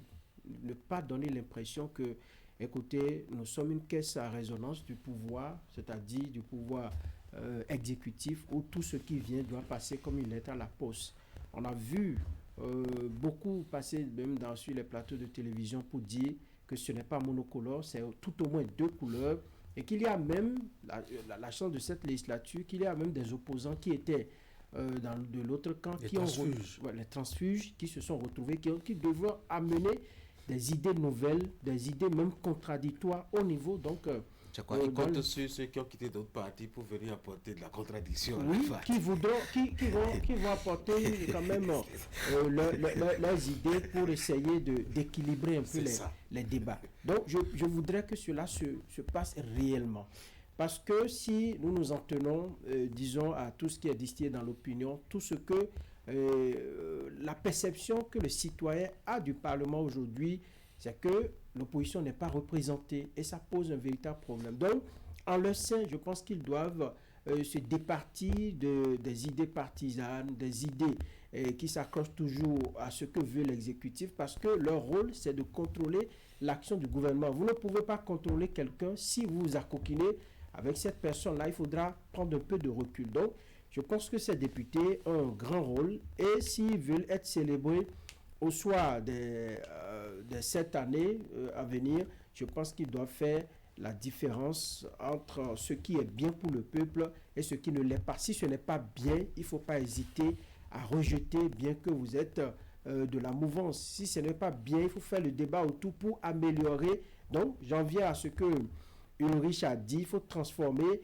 cette méfiance-là en adhésion pour garantir une stabilité sociale. Parce que si ils ne le font pas ainsi, c'est que personne ne va suivre, on va dire il faut les laisser, on va décompter le temps pour attendre simplement que nous arrivions en 2033 pour renouveler encore le Parlement. Le deuxième défi, je pense que c'est de véritablement relever l'état de l'action de l'exécutif, parce que tout ce qu'ils feront lorsqu'ils votent les lois et au niveau de l'exécutif, ce n'est pas bien exécuté. Si au niveau donc de l'État central, tout ce qu'ils ont prévu n'est pas fait et n'est pas dans l'intérêt supérieur de la nation, dans l'intérêt des populations, je pense qu'ils vont passer à côté de la plaque et leur bilan sera véritablement négatif, ce qu'on ne souhaite pas. La chance qu'ils ont, c'est que le terrain est déjà balisé. La 9e législature a fait un travail sérieusement colossal en votant des lois, en mettant en œuvre des réformes qui ont déjà déblayé le terrain. Donc, quitte à eux maintenant de pouvoir capitaliser tout cela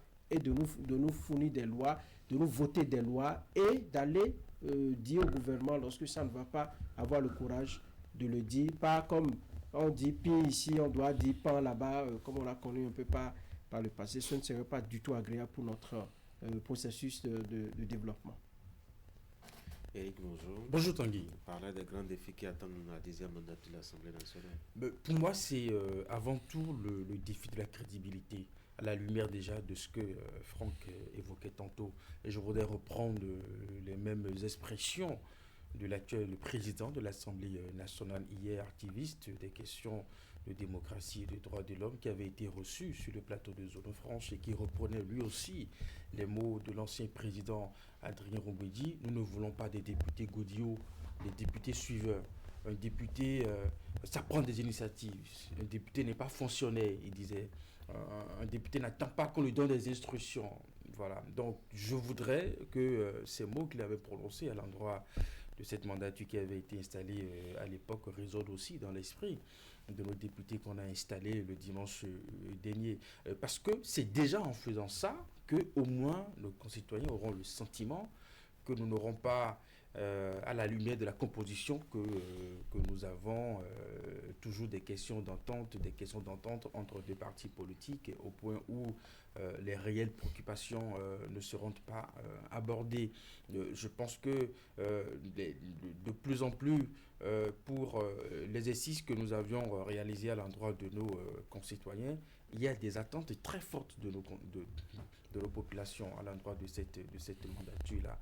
Vous avez des questions de santé, par exemple. Plusieurs fois, ils sont revenus sur le fait que de plus en plus, on parle d'insuffisance rénale. Comment on règle cette question? Comment le Parlement peut aider le gouvernement, peut pousser le gouvernement justement à entreprendre une action profonde, n'est-ce pas, qui puisse prendre en compte les personnes de notre communauté qui souffrent de cette maladie dont nous connaissons quand même les nuisances. Donc, il faut que le Parlement, qui est l'instance où les députés représentent nos concitoyens, que des voix s'élèvent justement pour que on puisse se trancher sur cette question, on puisse faire des propositions à l'exécutif et que cela soit suivi. Et à partir de là, on pourrait commencer déjà par tisser une très bonne relation entre ce Parlement avec nos conseillers. Enfin, pour le reste, il faut davantage créer cette proximité entre les députés et puis la population dans l'exercice de leur devoir. Cela suppose que quand les lois sont votées, il faut aller les expliquer. Il faut en amont et en aval, il faut aller justement discuter avec les populations à la base sur les intentions qu'on a justement de légiférer sur une telle loi. Et une fois la loi votée, il faut justement aller donner ces détails-là à nos concitoyens pour qu'ils puissent se faire une idée justement de comment cette loi va être appliquée. Et donc, nous espérons justement que le travail va se faire dans ce sens-là. Je ne voudrais pas non plus que les partis politiques, parce qu'on le dit déjà, parce que écoutez, un député représente aussi sa formation politique, donc pour un petit exercice d'action, on attend toujours que le parti donne son option, le parti donne son OK, ce qui fait que à un moment donné, on a le sentiment que les députés sont pris dans l'étau de l'agenda des partis politiques et qui, par moment, les empêche de se déployer, voyez-vous. Donc, parfois, ce n'est pas l'envie, la volonté qui manque du côté des députés à poser tel ou tel acte, mais on se dit non, enfin, il y a la discipline du groupe, le parti a dit ceci, il faut demander ce que... Donc, je voudrais vraiment aussi penser que les partis trouveront une bonne formule avec les députés pour qu'il y ait quand même une certaine indépendance dans l'exercice de leur fonction pour que à leur tour, ils soient en mesure vraiment de s'émanciper, ils soient en mesure de s'épanouir dans le travail. Allez, on est à 8h54, chers messieurs. Je dois vous dire merci pour ces échanges-là. Mesdames et messieurs, c'est la fin d'Actu Matin. Merci d'avoir été là. Juste après moi, la revue de presse. Bonne journée.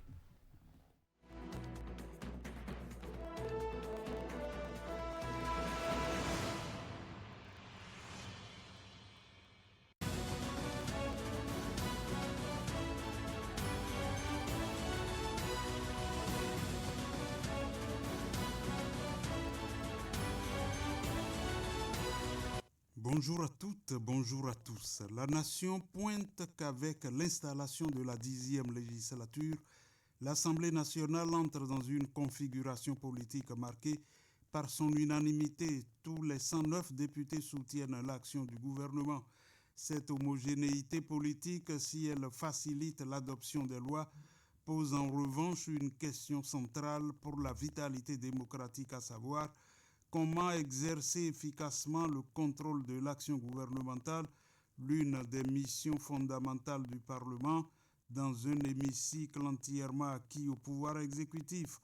Le contrôle parlementaire n'est pas une mission accessoire. Aux côtés du vote de loi et de la représentation du peuple, il constitue l'un des 3 piliers de l'action parlementaire. De son côté, Fraternité relève que la composition du bureau de l'Assemblée nationale 10e législature révèle un déséquilibre manifeste au détriment de la représentation féminine. Aucune femme ne figure parmi les 3 premières personnalités appelées à représenter l'institution et à diriger les travaux parlementaires. Ni la présidence, ni la première vice-présidence, ni même la deuxième vice-présidence n'a été confiée à l'une des 28 femmes élues sur les 109 députés que compte l'hémicycle. Face à cette marginalisation institutionnelle, la question de leur capacité à s'organiser, à s'affirmer collectivement et à peser sur les décisions internes de l'Assemblée nationale se pose avec acuité. Plus que jamais, pense le journal, ces élus sont appelés à prendre conscience de leur poids symbolique et politique et à prendre leur destin parlementaire en main. Le confrère de la matinée rapporte que le lundi 9 février 2026, le président de l'Assemblée nationale, Joseph Fifa Medjogbenou, a présidé la toute première cérémonie de montée des couleurs de son mandat, perpétuant ainsi une tradition instaurée par son prédécesseur Louis Gbewounou Vlavonou dans la cour du palais des gouverneurs à Porto Novo. Parlementaires, cadres et agents de l'administration parlementaire se sont réunis pour ce moment de communion nationale après l'exécution des 3 couplets de l'Aube nouvelle, hymne national du Bénin. L'instant a pris une dimension à la fois institutionnelle et spirituelle, marquant le début effectif d'une nouvelle étape dans la vie parlementaire. Fraternité ajoute que le président de l'Assemblée nationale, Joseph Fifame Diogwenou, invite ses collègues députés à prendre part demain 11 février 2026 à une séance plénière au Palais des gouverneurs à Porto Novo. L'ordre du jour de la dite séance plénière porte sur la mise en place des autres organes de l'institution après l'élection dimanche du bureau de l'institution. Parlant des organes, il s'agit des commissions permanentes, à savoir la commission des lois, de l'administration et des droits de l'homme, la commission des finances et des échanges,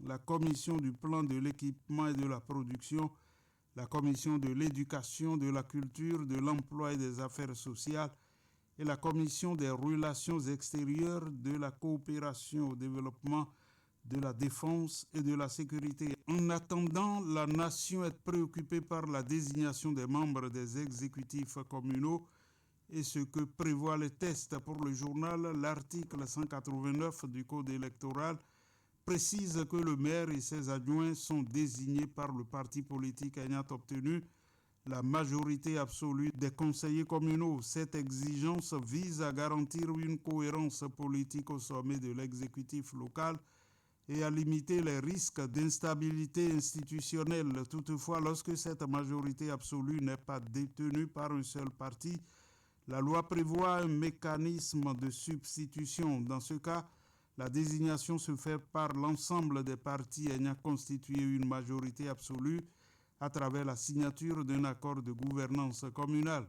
Présidentielle de 2026, Décryptage Info indique que les candidats valident le spécimen du bulletin unique. Et à en croire le matinal, une projection du document a permis aux représentants des candidats d'apprécier les éléments graphiques ainsi que le positionnement des différents logos. À l'issue de l'examen, le représentant de FCBE a validé le spécimen proposé tout en formulant une observation relative à un léger repositionnement de leur logo, une demande qui, selon les précisions apportées, ne pouvait plus être prise en compte à ce stade du processus. Avec le confrère de la matinée, découvrons qu'une page majeure de l'histoire militaire du Bénin s'est écrite dans l'après-midi du lundi 9 février 2026 au ministère de la Défense nationale à la faveur d'une cérémonie solennelle empreinte d'émotion. Le général de corps d'armée Bertin Bada a officiellement porté le galon de général d'armée aérienne, devenant ainsi le tout premier officier béninois à accéder à ce grade suprême, sommet de la hiérarchie militaire nationale. Cette élévation historique consacre non seulement une trajectoire professionnelle exceptionnelle, mais aussi des décennies d'engagement, de discipline et de loyauté au service de la nation. Fin de la revue de presse. Merci de l'avoir suivi.